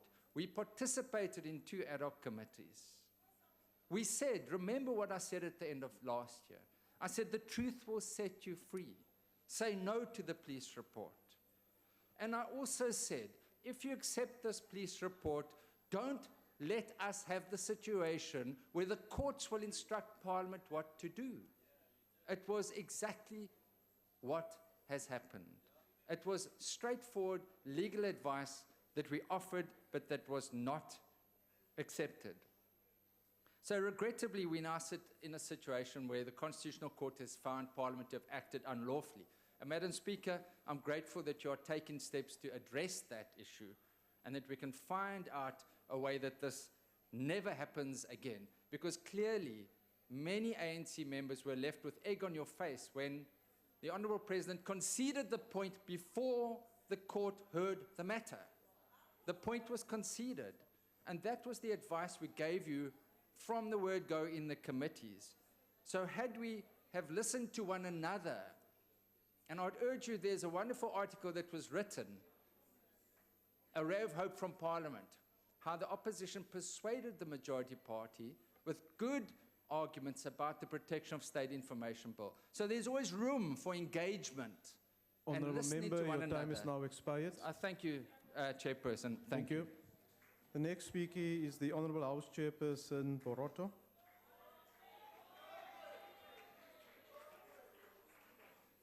Thank you, House Chair. Honorable Speaker, Honorable Deputy Speaker, members of the Executive, honorable members, distinguished guests, ladies and gentlemen. The important task of our national democratic revolution is to grapple with a complex and an ever-changing world order. Our vision is to create a better South Africa in a better Africa and a just world. The role of Parliament is to exemplify South Africa's values, its constitutional role, and its achievement and the political culture.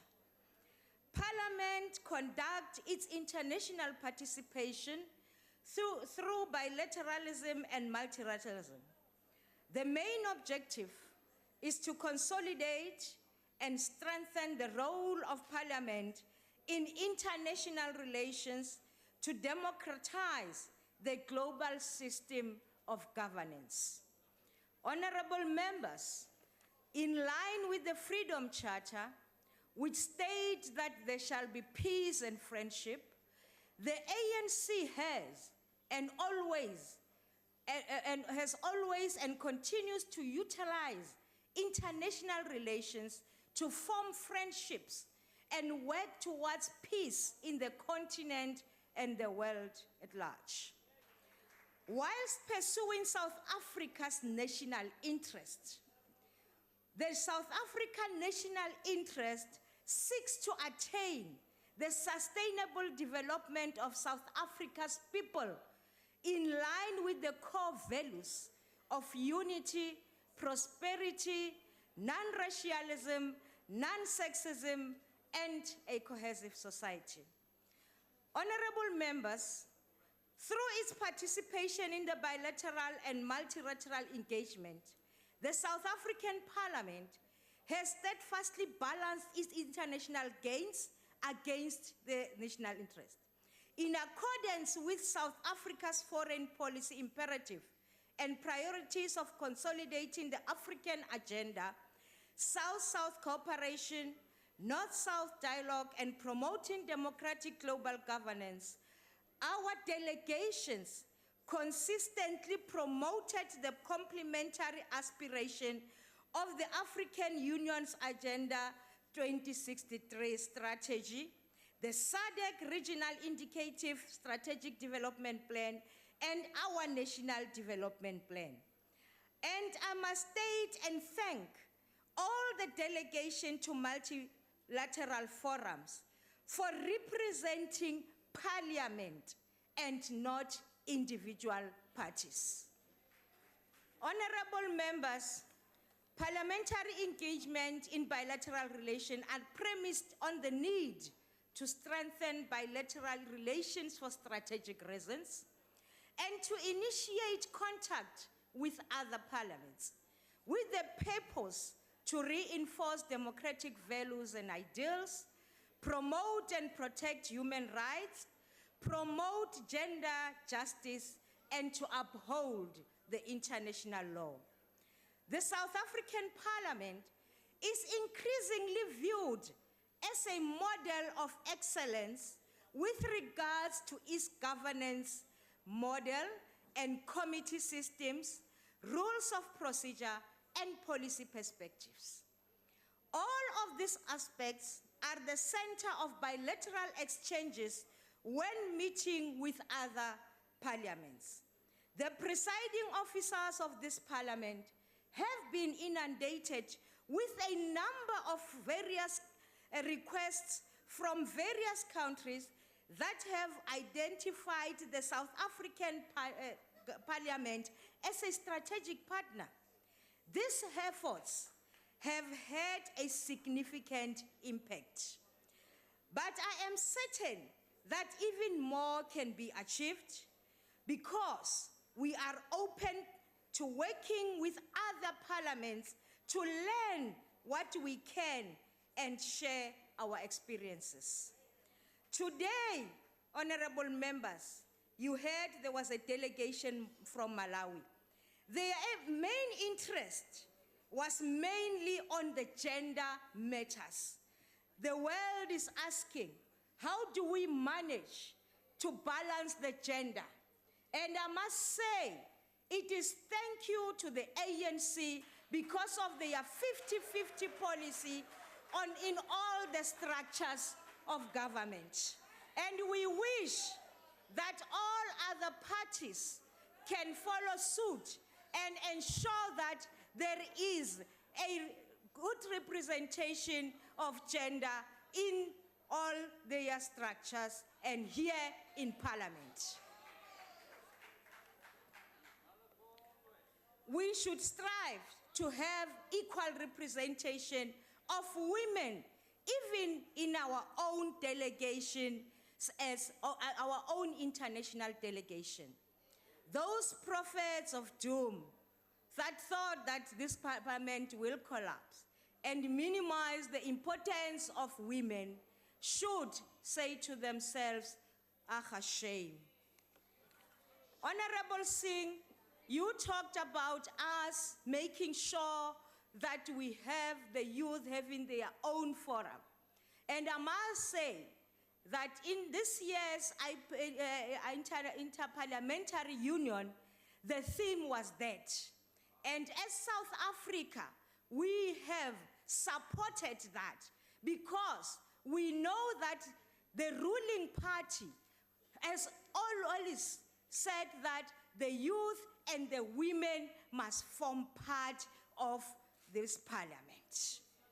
Some of our multilateral engagements include, we have successfully hosted the 37th Plenary Assembly of SADC Parliamentary Forum in July 2015 under the theme Industrialization and Regional Integration in SADC and the role of parliaments. Our parliament, jointly with the Interparliamentary Union and the United Nations High Commission for Refugees, successfully hosted the conference on ensuring everyone's right to nationality, the role of parliaments in preventing and ending statelessness in 2015. Honorable members, let us remember that the ANC is anti-imperialist and pursues progressive internationalism, international solidarity, the African agenda, and multilateralism. Hence, we participate in numerous parliamentary fora. However, I must caution that we have noticed an increasing trend where members receive invitations to events not entirely consistent with the ideals that form part of our foreign policy priorities. In this regard, we wish to urge honorable members to exercise caution and restraint. The National Development Plan also guides the international participation of Parliament, specifically Chapter 7, that makes it clear that South Africa must open strategic partnership among individual partners based on strategical, political, and economic priorities. As such, our Parliament will continue to participate in this strategic international forums. Honorable members, I am of the view that in crafting a framework to guide our work, we must ensure that it reflects the values enshrined in our Constitution, as well as on the National Development Plan and Agenda 23. Nationally, we have been called upon to ensure that we consider cost-cutting measures, as it was echoed during the 2016 budget speech by Minister Gordon. And as the PGIR, we are now busy developing a document that will assist the international delegations in this regard. And we also have to consider maybe a rotation on the smaller parties so that everybody in this parliament gets an opportunity to participate. As I conclude, I want to thank the International Relations and Protocol Division, which is a component of the Parliamentary Service, for their support in all our work. Our international relation is work underpinned by commitment and development. I also want to thank the Speaker of the House, for giving us power and for making sure that we soldier on. Lastly, again, I just want to thank members of the PGIR for their support and the advice that they always give us. Not forgetting the women in my office, Jill and Eunice, bao ba dirang gore ke phele ke khanya jwale ka naledi. Ke a le leboga. Thank you, Honorable House Chairperson. Honorable Waters.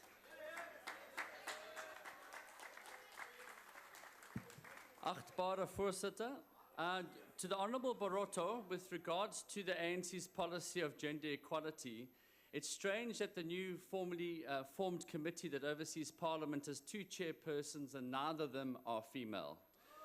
It's also strange that out of 8 ANC premiers, only 1 is a female. And also one has to ask why after 100 years you have not had 1 single female leader of the ANC. To the Honorable Mdakani, with regards to your criticism of our open opportunity society policy, where you say it perpetuates an unequal society. It's very rich, and that's not a pun, by the way, it's very rich coming from the ANC, when they themselves have a selected few that benefit from broad-based black economic empowerment. Why is it that the Department of Mineral Resources gave Goldfields a list of who they should empower and who they should not, including, I believe, the Speaker herself, who got 25 million rands of shares in Goldfield? And if you want to talk about a capital monopoly, go speak to your deputy leader. He's got billions and billions in the bank. It's also rich coming from a party whose economic policies has resulted in 9 million people during the unemployment queue. Your policies have destructed the manufacturing sectors in this country, in particular steel. And why is it that you would rather use cheap Chinese steel imports for government contracts and construction than use our own locally made steel? This policy has led to the destruction of the steel industry here.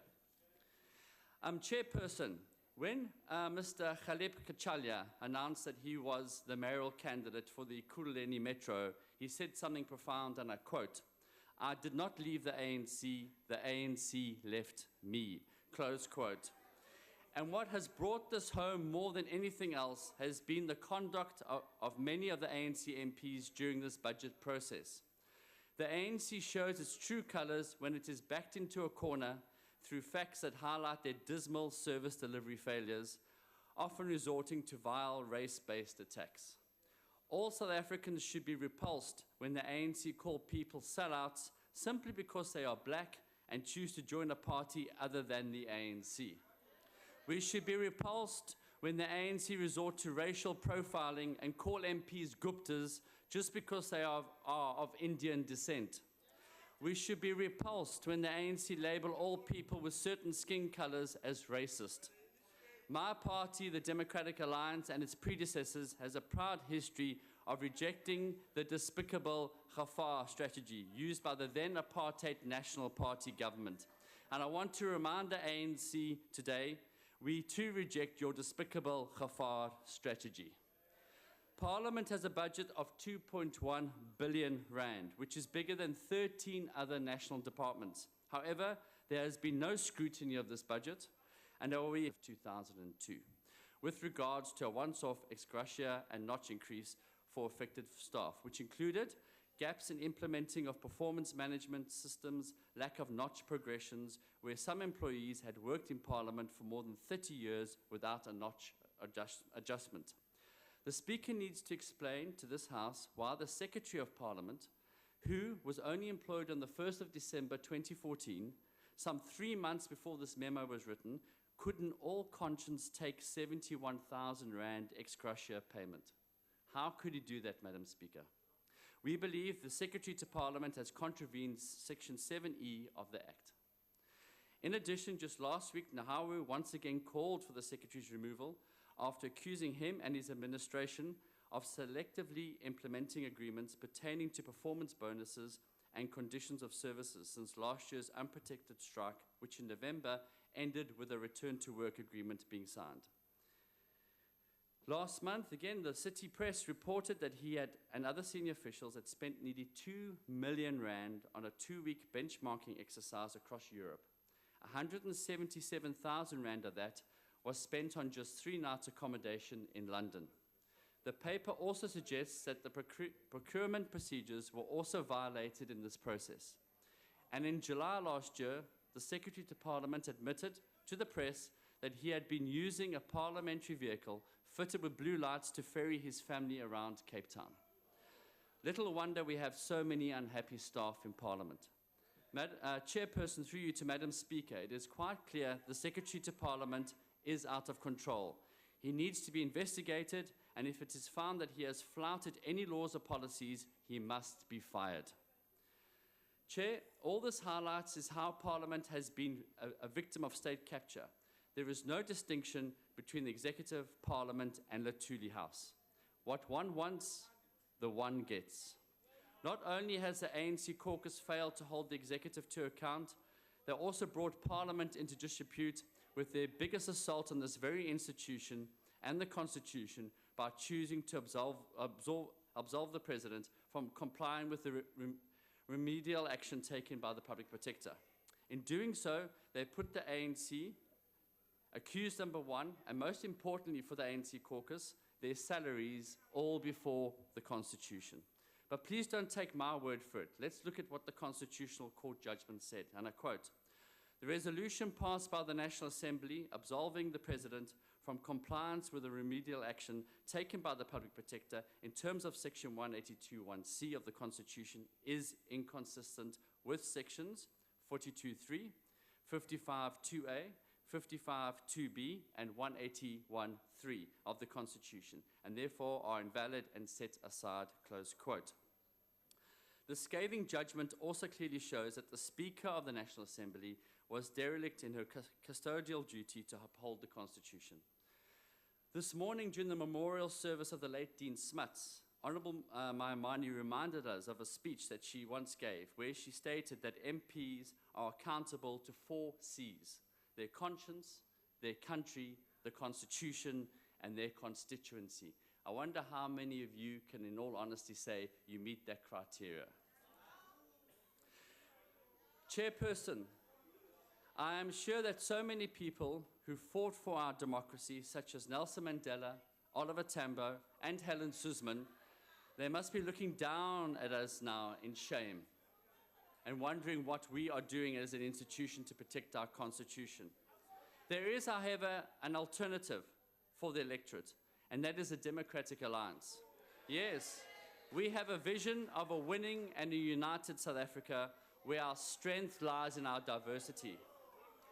We are a great rainbow nation because of our diversity. Our diversity of being black, colored, Indian, and white. We are a great rainbow nation because of our diversity. Our diversity of being straight or gay. We are a great rainbow nation because of our diversity. Our diversity of being Jewish, Hindu, Muslim, Christian, or Buddhist. We are a great rainbow nation because of our diversity of being women and men. So on the 3rd of August, people will vote for the DA, a party that believes in a society built on freedom, fairness, and opportunity for all, not for the selected few on this side. Where the 9 million unemployed can actually have a future and a government that cares about them. And I wonder, when people are queuing up to vote and changing their votes to the Democratic Alliance, how many of them will be saying, I did not leave the ANC left me. Thank you very much. Kia ora boka. Honorable Vincent Smith.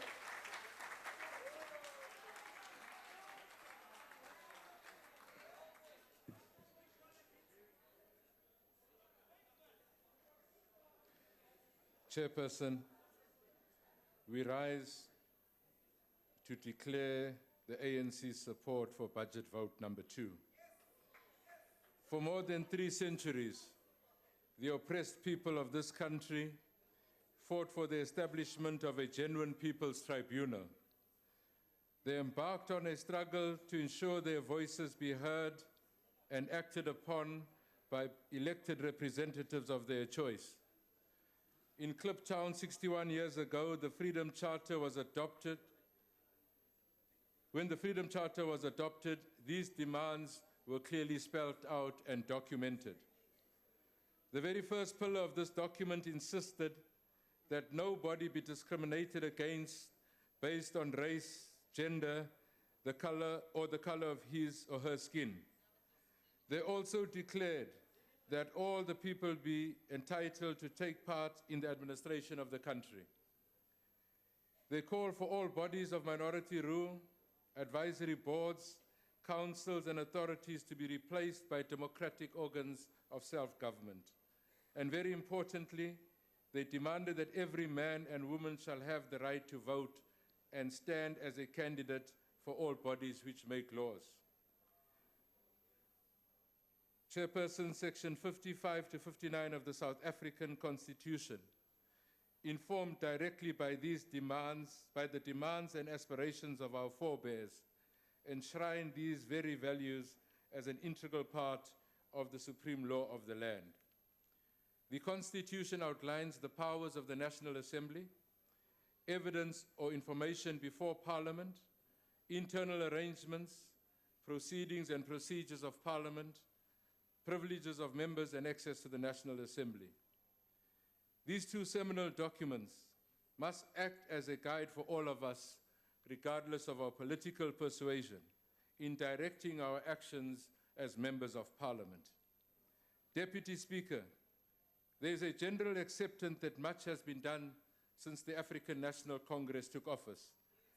But we all agree that much more work remains to be done in order to fulfill our historic mission of the creation of a democratic, non-racial, non-sexist, united and prosperous nation. Chairperson and members, it is upon our shoulders that a huge responsibility rests if South Africa and her people are to progressively improve their fortunes in qualitative terms. In the pursuit towards attaining this ideal nation, Parliament must ensure that the end product of our efforts must be that of building a capable developmental state where every cent of public money realizes maximum value.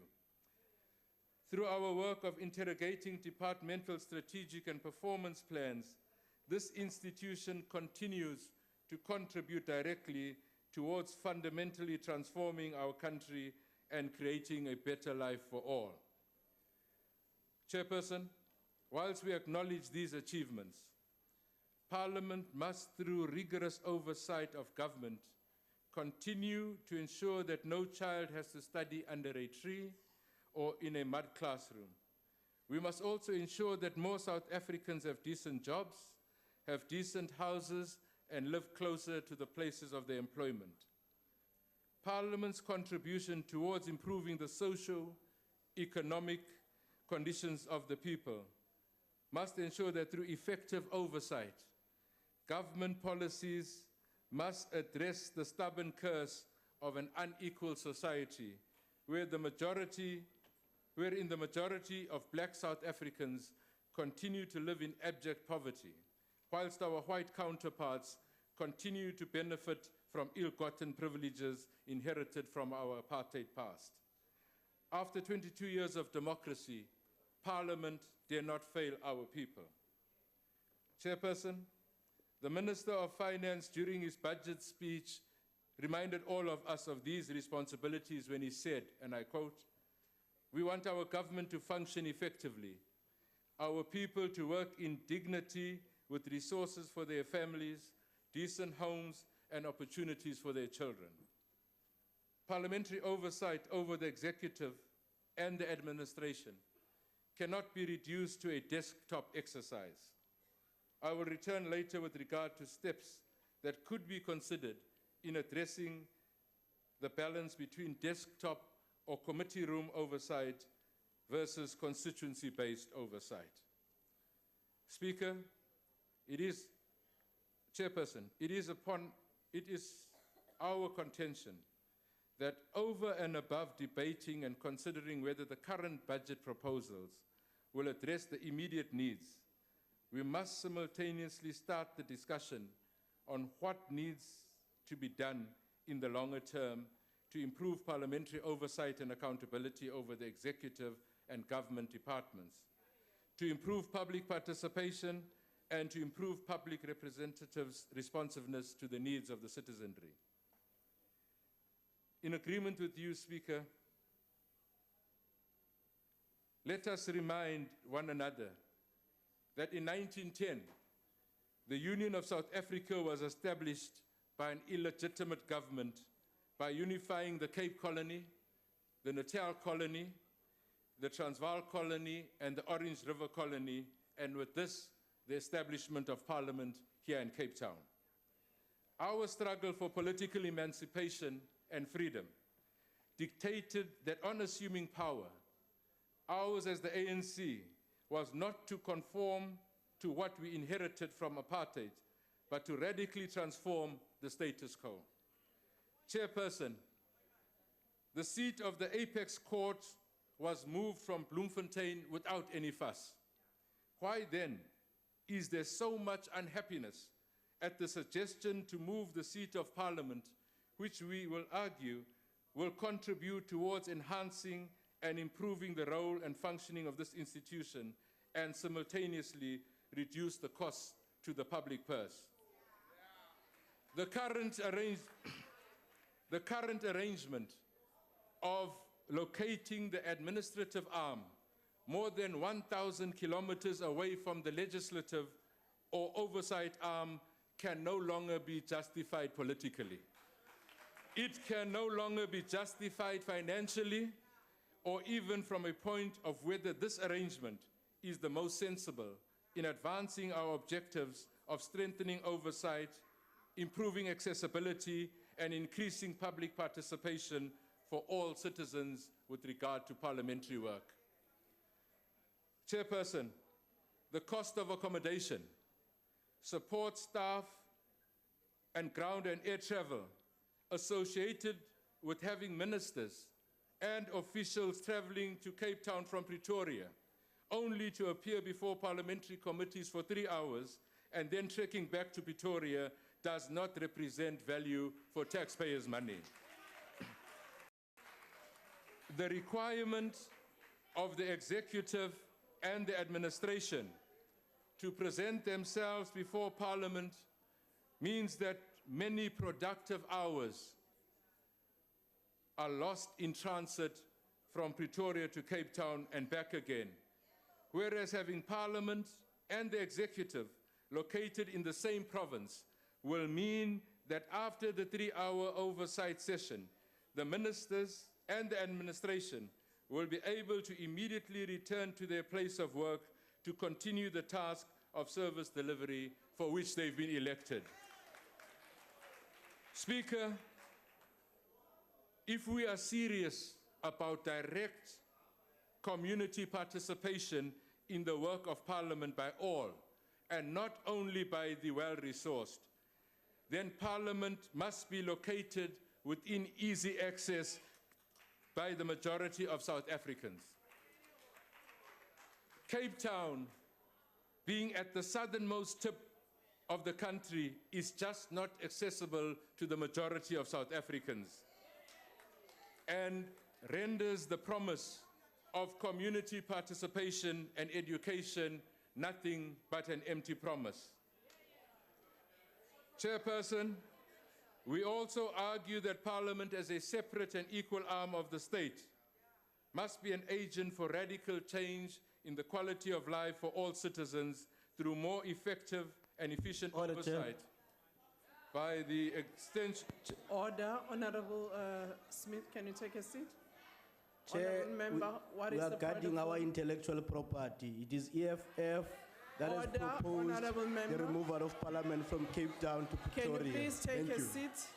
If I may remind you, Honorable Member, the debate on the move of Parliament started in 1994. Honorable, order. I can refer you to the document that was drafted by the then Minister of Public Work, Honorable Jeff Radebe. Honorable Smith, can you proceed? Ngiyabonga, Speaker. Let's also disabuse the EFF of this notion that they are the originators of this idea. Go to the records of Parliament, and those that were here will tell you that we've asked this question even in the previous Parliament, before the birth of the EFF. Speaker, we also argue that Parliament, as a separate but equal arm of the state, must be the agent of radical change in the quality of life for all citizens through more effective and efficient oversight, and by extension, realize the dream of a better life for all. And in so doing, continue to inspire hope to many that tomorrow will be better than today. Speaker, it is our view that the sooner we finalize the relocation of Parliament, the better. Turning to the current budget proposal, let us acknowledge with gratitude that the budget expenditure proposals for Vote 2 go a long way towards facilitating improved oversight, increased public participation, increased participation in international forums, improved levels of service rendered to members of Parliament, and improved and better ITC systems. Honorable members, it must be our collective determination and guided by the Constitution to continue to reposition this institution towards ensuring a greater fulfillment of its role and outcomes. It will not be useful to anybody to deny the fact that there remains many areas that can be improved with regard to parliamentary work. The budget allocation, Speaker, must focus on improving member support, and I'm glad that we agree. It must focus on the acquisition of appropriately skilled administrative staff, and the budget must focus on ensuring that there is adequate logistical support for committee work. With regard to Budget 2, 32% or 526 million of the total budget is allocated to the core business of this institution, and 38%, 627 million, is allocated to associated Honorable services. Smith, can you take your seat? Honorable Kavula, what is the point of order? Order.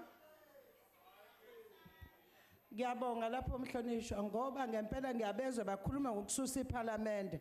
Ake besisusele umangameli lo ongafuna ukuhlonipha izwe nomthetho walo owenza ukuthi igebengu zingahloniphi. Honorable member, that's not a point of order. Can you take your seat? Honorable Smith, can you proceed?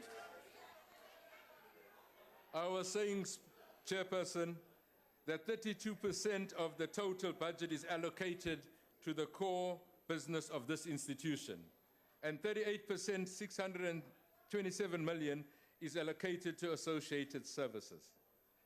Chairperson, it makes perfect sense that the second largest single chunk of the total budget is dedicated to the core mandate, because, as has been said earlier, that the engine room of Parliament remains the Standing and Portfolio Committee. The allocation of this program must be utilized to ensure that members will be better empowered through increasing members' understanding of the relevant subject matter of the government department or entity over which they have oversight responsibility. Chairperson, many members continue to feel that there is a need for improved research to be done by committee members, committee staff serving them. This support is not always available, but must become the norm if committees are to perform the function for which they were envisaged. The budget allocation must be directed so that both research and legal capacity at the disposal of the various committees is reviewed and enhanced. Chairperson, it is unrealistic to expect that members of Parliament with such limited support capacity will ever be able to perform their functions effectively when compared to government departments who have at their disposal specialists and experts. The project aimed at equipping all committee rooms with the relevant technology must be fast-tracked, and the issue of the shortage of committee rooms available for committee work on site must be addressed so that the need to seek outside venues, usually at high cost, is no longer necessary.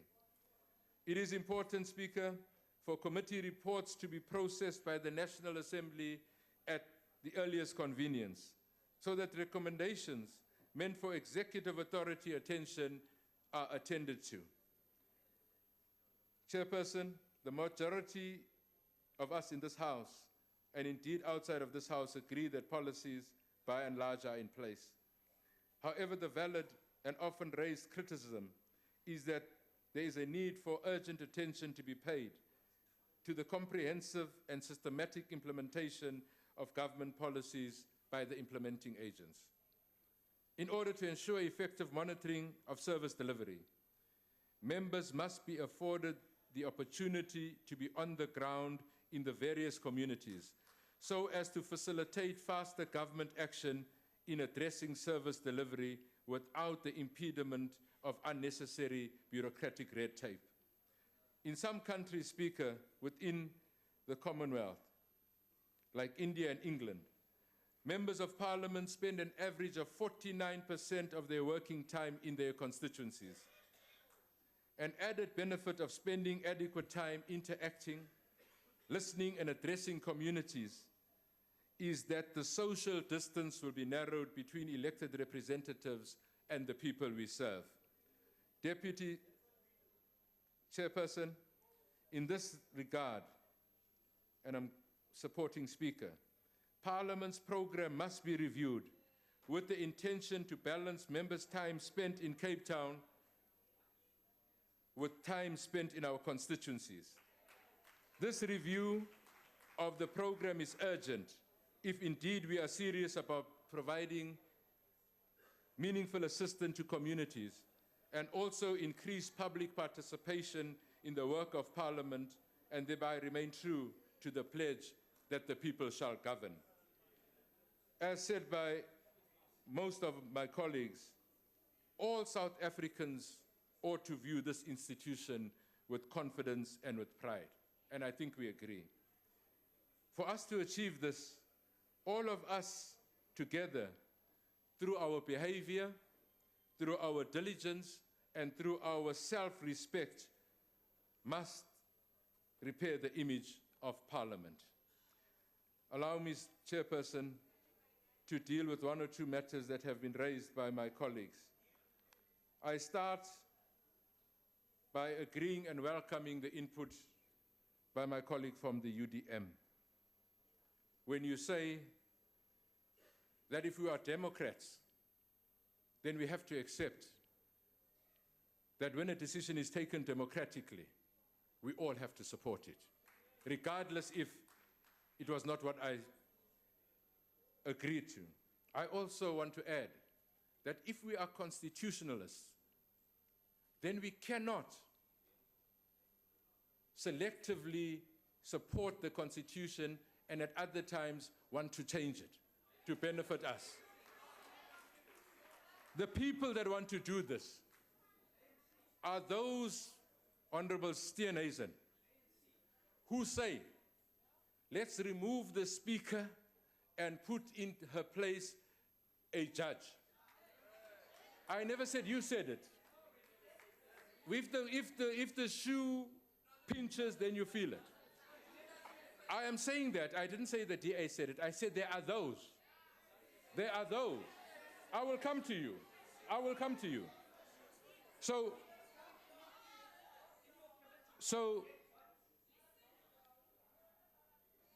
the Constitution is very clear in section 52 in terms of how we elect a speaker and how we remove a speaker. And it says a speaker must be a member of Parliament, not a judge. That's what the Constitution says. So those that call for a judge must tell us if they still defend this Constitution.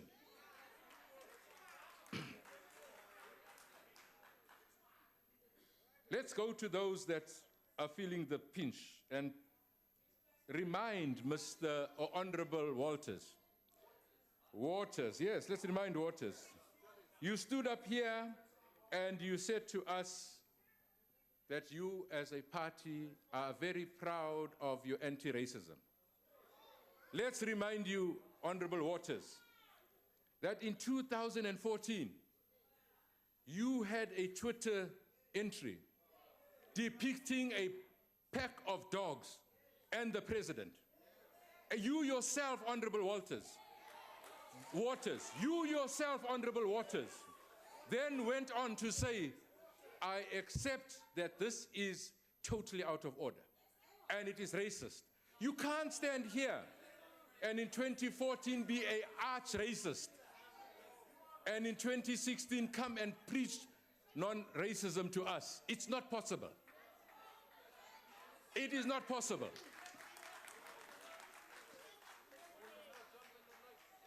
The Honorable Waters comes here and he says, we are a party. I'll find more for you. He comes here and he says, this ANC,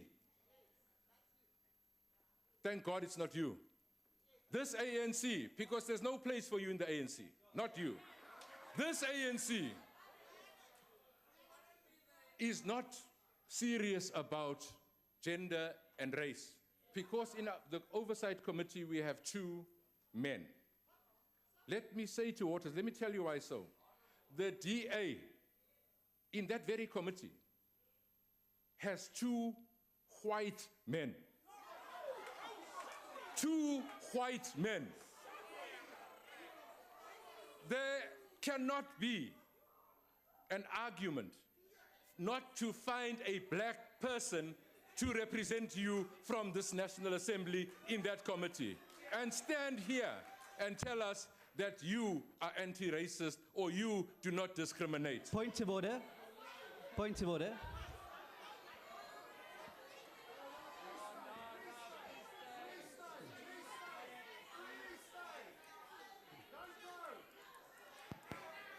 I'm very sorry you've relinquished the chair, Honourable Dediza. Deputy Speaker, to say to you that the Honourable member is misleading the House. I think it's important to note that when we put forward a female candidate, his committee, That's a political point. That's not a point of order. Her membership. No, it's not a point of order. Go ahead. You are wasting my time. Let me repeat. The 2 representatives of the Democratic Alliance in that committee are 2 white men. It's on record. It is 2 white men.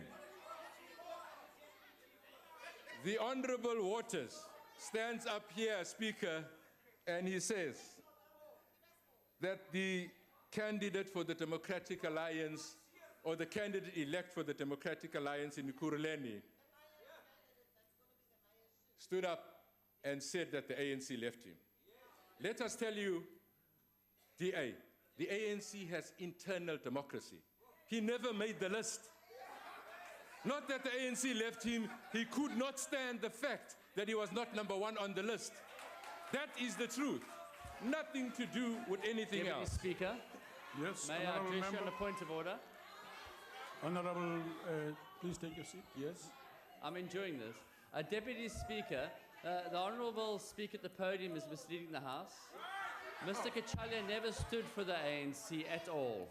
He didn't even want to, so don't Honourable flatter member, there's yourself. not a point of order. Honorable Waters, Honorable Waters, that individual said he was a member of the ANC. That individual said he was a member of the ANC. That member, if was a member of the ANC and was confident of his credentials, would have been number 1 on our internal democratic processes. He was not. He was not.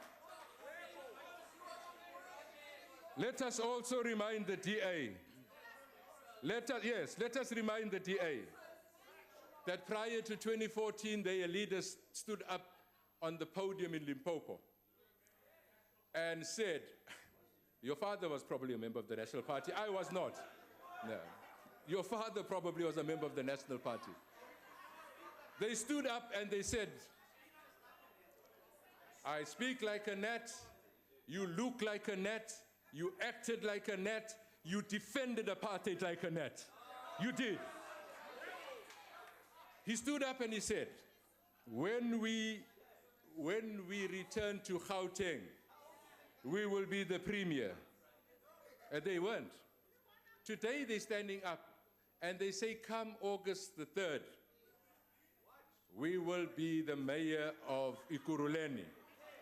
How long will it take you to understand that the Democratic Alliance will never run Johannesburg, it will never run Ekurhuleni, it will never run Tshwane.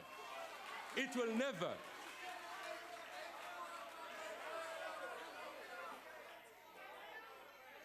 Honorable Mulder, I support everything and most things that you said.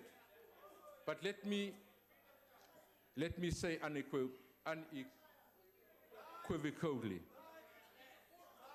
that the ANC, or we on this side, will defend the ANC unapologetically. Unapologetically. Honourable member, your term has expired. Thank you. Sir. Honourable Speaker.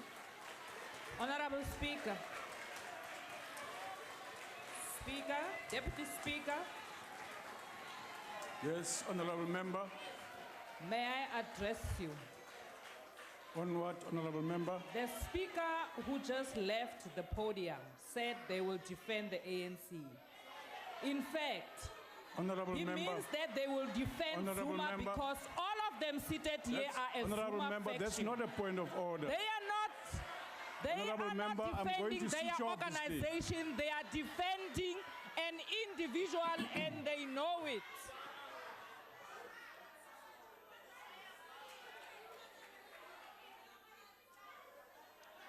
Thank you, Honorable Deputy Speaker.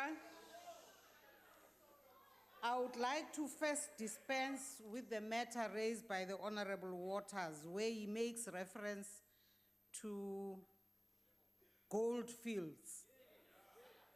Just brief advice, Honorable Waters. If I were you, I would abandon that matter because you know nothing about it. You are just hoping that there's some filth that you can rake up. The speaker on the podium has no filth around her, and you can dig up all you like, you will fail, like the American lawyers failed and withdrew. That's the advice I give you. Honorable members, I want to just, first of all, thank all the honorable members for their constructive contributions. But I want to just go back to a few issues. First of all, that too, you can dig up all you like. You will get tired. Honorable Steenhuisen, I wish to read section 58 of the Constitution to you. And just briefly, it says cabinet members, deputy ministers, and members of the National Assembly have freedom of speech in the Assembly, and its committees subject to its rules and orders. Now, honorable members, the matters that most members have raised on the role of the Speaker, on the issue of party affiliation of the Speaker, and whether judges or the opposition should be Speaker, these are matters, honorable members, that are best raised through the channel that is constitutional, that is provided for, and that is the Constitutional Review Committee. At present, we live by the present Constitution and we operate within its prescripts. The next point is about the ASMAL report recommendations. Let me repeat myself on that. We are in the process of dealing with the recommendations, as I told you also that we started by having a workshop end of last year. Honorable Singh and Honorable Mulder, we will indeed convene further meetings as we have had in the past, and as you yourselves feel that we do continue to engage.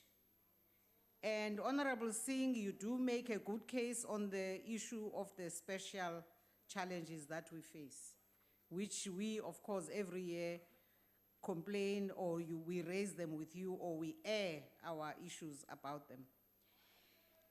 Indeed, the House, Honorable Haula, is not an ANC debating forum.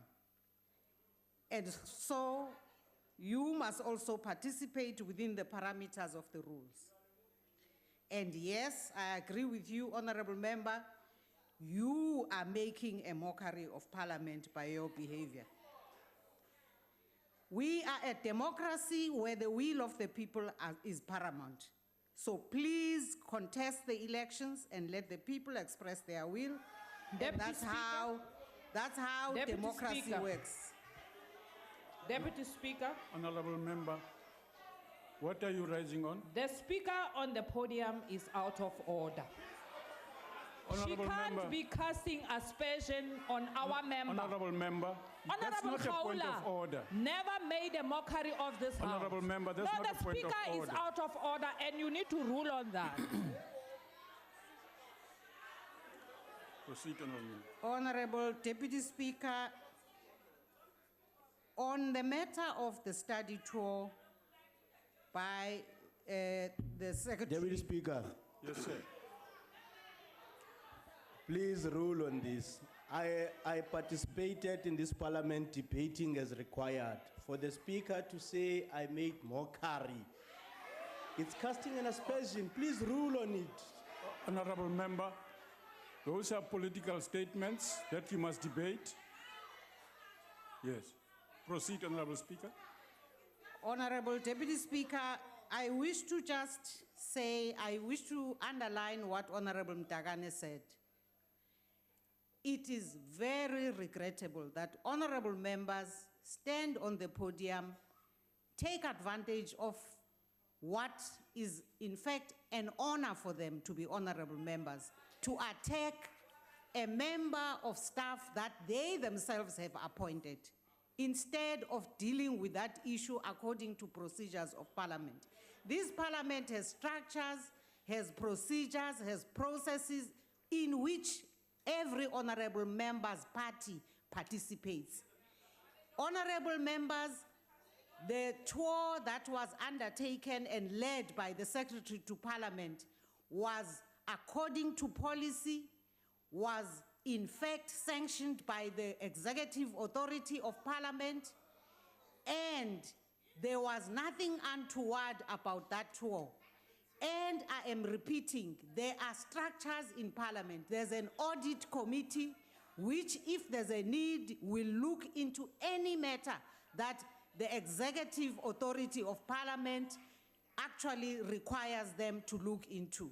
And so, honorable members, I wish to thank you for your participation and your positive contributions, but indeed, I believe we should continue to serve our people as honorably as possible. Thank you very much, Deputy Speaker. Thank you, Honorable Member. That concludes the debate on Parliament's budget vote. We will now take orders 2 to 42 together as per the order paper. These are reports of portfolio committees on budget votes. I now recognize the Honorable Chief Whip. Deputy Speaker, I move that the reports be adopted by this House. The motion is that the reports be adopted. Are there any objections? Sorry? No objections? There is? Yeah. Indicate which one? Thank you, Honourable Deputy Yes. Speaker. Yes. As agreed to in the programming meeting this morning, I'd like to, for you to note the objections of the DA to the following reports. Report 3, that's Public Service and Administration. Report 4, Water and Sanitation. Report 5, Transport. Report 12, Communications. Report 38, Planning, Monitoring and Evaluation. Report 39, Justice and Constitutional Development. And Report 40, the Office of the Chief Justice and Judicial Administration. Thank you very much. Thank you. We'll note that. Any other objections? None. Yes, Honourable Member.